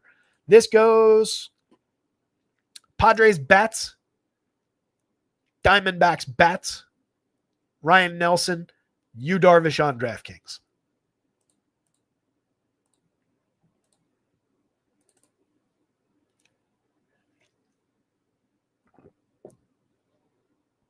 Elastic, we haven't gotten to him yet, actually. I did hint at it at the very beginning of the show. Home run pick of the day comes from the next game, not this one. So let me get through this one real quick. Brian Wu, 10-4, 10-1, or any price they ask for him against these White Sox is absolutely fantastic. Top projected pitcher on the slate. Fire away. I expect he'll be popular even at those prices. 24.2% Ks against a nothing walk rate, a 3.11 ERA, a 3.61 xFIP. Dude's just good. And the White Sox are bad against righties, and they're just bad overall, even with their success against lefties. Davis Martin, not really an option. Going up against just a way too good Mariners lineup, 4.61 implied total for them. Martin doesn't strike out even 17%, 3.84 ERA, but who cares? 4.27 xFIP. A lot of premium contact available for the Mariners to exploit. I like the Seattle bats quite a bit. I don't like Davis Martin at all. If you're going White Sox, which I wouldn't do against Brian Wu, but they've been frisky at least. Mike Tauchman is a key part of that. 371 on base, a 132 WRC plus, just doing his thing, regardless of where they put them in the lineup. Can hit for a little bit of power, but much more focused at getting on base, setting the table for other guys. Chase Meadroth, just 252, 330, 319 now, an 86 WRC plus. Solid hit tool, low strikeout, medium walk rate. Just not a lot of pop in the bat, and has been kind of scuffling, bouncing along for the last little bit outside of a few bright spots. Andrew Benintendi, 34, 3,000, 14 home runs. Outside of the power stroke that he's found this year with a 202 ISO, just at league average for run creation, pretty bad slash line. 334 xWOB is maybe a little encouraging on the contact. He is low strikeout, medium walk. You get a little bit of frequency of contact, but we know that Andrew Benintendi is not all that good. We do know that Luis Robert is very good. 39, 31, up to 219, 301, 354, 11 home runs, 29 steals, and 82 WRC plus, just a 328 xWOBA. Doesn't look very good across the board this season. 10.5% barrel, 41.1% hard hit, but we know that he is better than this. Absolute priority if you're going to White Sox. Colson Montgomery is a big priority as well. 38, 31, 7 home runs in 93 plate appearances. Kid's showing his power at least. 256, 304, 547, a 291 ISO. Monster numbers, 365 xWOBA, 132 WRC plus. Big part of the minor turnaround that the White Sox have shown in recent weeks. Edgar Quero has been really interesting. Good against lefties. 3,000, 2,700, overall 278, 346, 374. Just 3 home runs, not showing a lot of power output, but a lot of frequent bat on ball and an excellent 48.7% hard hit rate. If he finds a little bit more barrel in there, a little bit more elevation, that becomes a more interesting hitter. Very much in play at 3,000 if you're going to White Sox on DraftKings. 28 for Kyle Teal in the dual catcher configuration in this projected version of the lineup. We do have it confirmed. Damn it. Sorry about that. Lennon Sosa in the 2 spot. That's an interesting hitter. We've talked about Lennon a little bit. Not Vladimir Ilyich Ulyanov. V.I. Lennon Donnie. Hopefully somebody knows what that's in reference to. 29, 28 for Lennon Sosa. Interesting bat. 8.7% barrels, 42.4% hard hits, 11 home runs and 354 plate appearances. Always in play as like a low-owned, interesting option when you go to this team. And honestly, on his own, just out there in the world, if it wasn't Brian Wu or another similarly talented guy on the mound, that's an interesting one-off that I'll get to from time to time, just because of how he hits the ball hard and how he's always cheap. We were down to... All right, so they do have the dual catcher with Cato and Kyle Teal.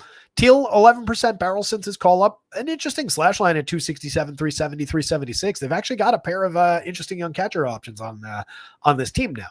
Brooks Baldwin, Josh Rojas, down lineup, mix and match at the absolute best, and they're not even that.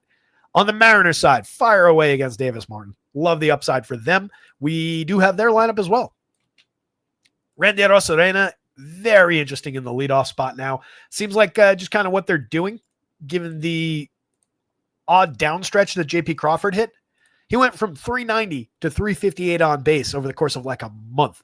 That's still an excellent on base percentage in a vacuum. But if he's not getting on at that 380, 390 clip, it makes more sense to knock him down when you've got multiple options that can fill that role a little bit more admirably. 351 on base overall for Randy Arozarena, 22 homers, 21 steals, a 136 WRC plus, just a dynamic, dynamite player. Cal Raleigh with an 18.6% barrel, a 49.8% hard hits, 42 home runs, 12 stolen bases. Ludicrous production from a catcher, 163 WRC plus, a masher of the first order, 13.92 in the home run model today. Julio Rodriguez, we talked about it yesterday. Forget who mentioned in the chat, might have been Monty. 20 home runs, 21 stolen bases, the first guy to do that in his first, I want to say it was 4 seasons. Pretty ridiculous output. 252, 308, 435, pulling it all together in the second half again like he's done in recent years. 47-31 for Josh Naylor's a good price. 12 home runs, 17 steals from the left side for him. Gino at 58-37 has 36 home runs. Monster power numbers on this team. 317 ISO overall. It'll be interesting to see how he hits in Seattle. It was a problem for him the last time they had him. Diminished his home run output, diminished his overall quality, but he wasn't having quite the year that year that he was this year. Was that all to do with Arizona, or was it just him in a different kind of a place, not geographical place? I think it's the latter. I like the upside any given slate for Gino. Jorge Polanco at 36-27. Decent season, 18 home runs, a 216 ISO, tends to hit in bunches. Definitely can get there. Dominic Canzone for only 28-26 is super interesting. Over 150 plate appearances. He's earned this full-time role. 288, 340, 468, a 132 WRC plus with a 180 ISO, a 370 xWOBA under the surface. Comes on 14.2% barrels, 50.9% hard hit. Reasonable 22% strikeout rate that he's cut from 28 last year. That's a very good player that people are just not going to enough. 7.10 from the left side in the home run model today. Love the upside there. I would play JP Crawford from down lineup. He is good enough to get on base and just use as a wraparound option from down there. That actually makes him super interesting in an Aldo Perdomo when he's in his real role kind of a sense. Just give me that guy to bring back up to the top as if he's their leadoff hitter the last 3 times through the lineup. I love that option. Cole Young, mix and match quality at the absolute best. Brian Wu, followed immediately by Mariners bats. Really nothing White Sox, but their bats would probably be above Davis Martin if I had to rank it. And the last game up, which is good because it's 6-12. We'll get through this one in a pretty decent pace. Miles Michaelis, nothing more than like an innings eater type, and he's not even particularly good at that. 4.83 ERA with a 4.61 xFIP, 108 innings in 21 starts, 16.3% strikeouts. Doesn't really give opportunities away via the walk, but he gives up plenty of barrels, hard hits, exit velo, plenty of home runs. It's just not good. Emmett Sheehan, on the other hand, at 72.85, comes in with a 25% strikeout rate over his 25 innings in 4 starts, a 3.60 ERA with a 4.26 xFIP. Kid has a lot of talent. The question I have with Emmett Sheehan is, what are we getting depth-wise? Last time out in bulk relief, 3 2/3, struck out 5, walked 3 unearned runs allowed on 1 hit to the Reds, but did give up something. 2 earned runs allowed over 5 innings to the Red Sox in Fenway. That was a 5-inning full start. 5 strikeouts, 2 walks. Made a full start the one before that, but only went 3. Gave up 5 earned runs to the Brewers. And then a bulk relief appearance for 4 1/3, 2 starts of 5 innings and 4 innings quality going back into June. So I think we're maxed out at 5. At 72, that might not be a problem on DraftKings, but you've got a lot of guys who are going to hit like that 15-point and not much more kind of a threshold on DK. And I think Sheehan's more a part of that group. At 85 on FanDuel, I really struggle to see that coming through with much quality. He's not cheap enough to get enough bat upside in there, and he's probably not likely to hit your quality start. Cardinals bats against Sheehan.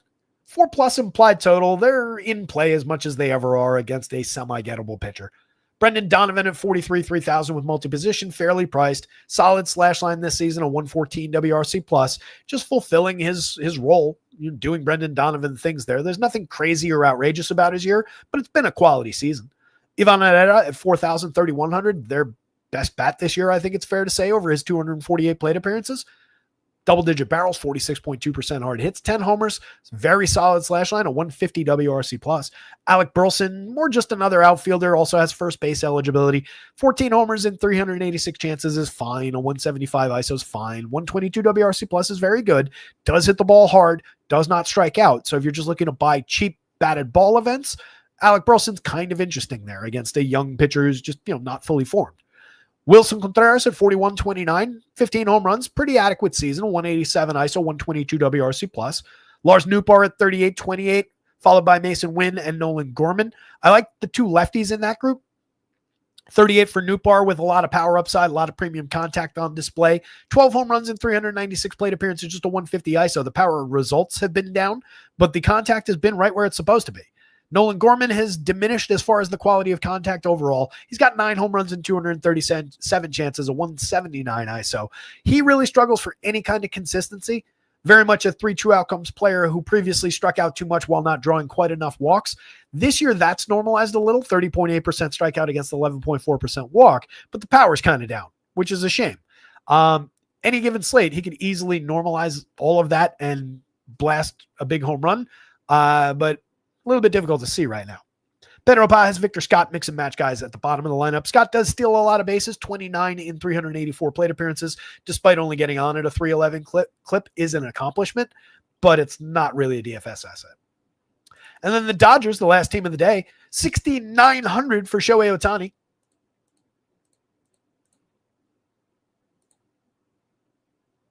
$300 more than your most expensive player in the visiting team at Coors Field. I'm not saying that's incorrect, but it feels a little weird. It's Shohei Ohtani. He's worth it. 48 on FanDuel, 38 home runs, 15 steals. I'm not arguing with it. It just bounces off things a little bit weird. Aaron Judge, by comparison, is 61, 45 on FanDuel. Yeah, Judge is facing a much better pitcher. But should there ever be that big a price difference between the two? I would say no. Mookie Betts at 44.34. Roberts on the record yesterday saying that Mookie's going to stay in the top 2 spots despite this season-long struggles. 84 WRC plus, wildly uncharacteristic season. Is still low strikeout, high walk, so you just get bad at ball events. I want to be there early for the Mookie Betts resurgence rather than get to it late after he's high-priced and highly owned again. So if you're going Dodgers, he's absolutely part of your plans. Freddie at 47.37, a little bit cheap on DK, correctly priced on FanDuel, 305, 375, 491 with 13 homers on the board. A 140 WRC plus, just continues to be ridiculously good at this.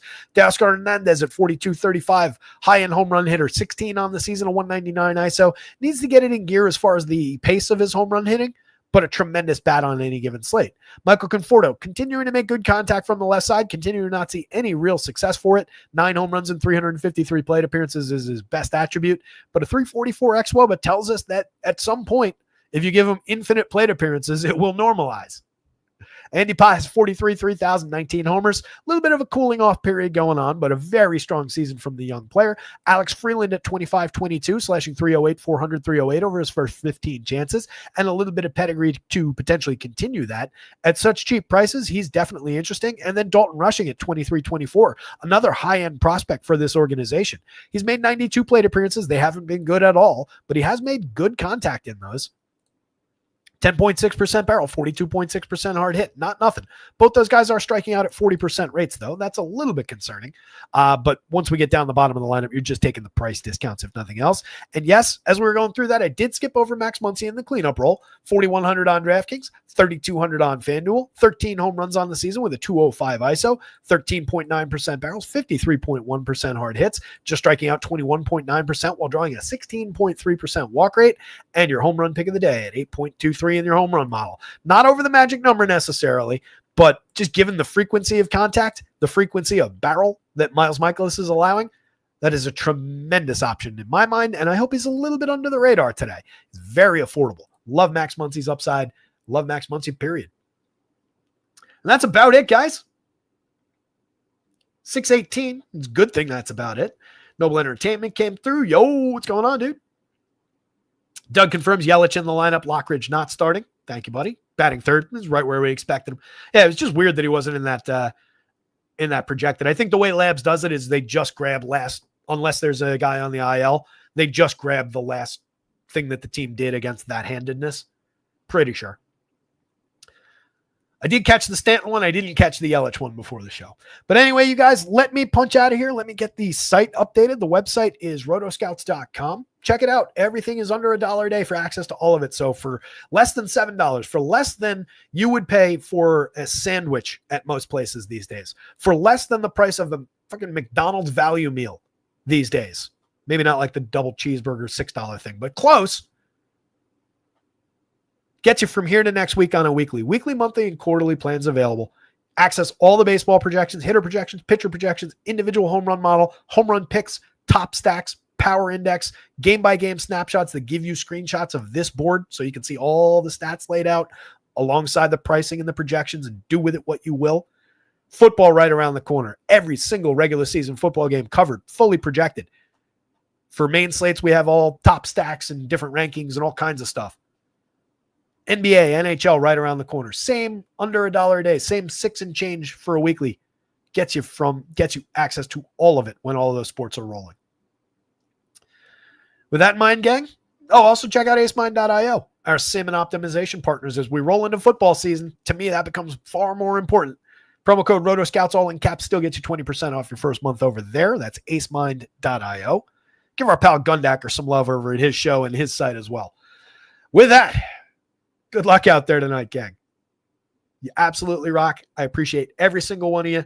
Somebody go win something. Share those results when you do at rotoscouts on Twitter, in the Discord, which is free and linked down there in the description for this video. And we will see you for more tomorrow. Weird slate tomorrow. I think it's mostly afternoon. We'll see where they land. Whatever gets out there, we'll cover it at some point, and it'll be up on the site regardless. You guys are the best. See ya.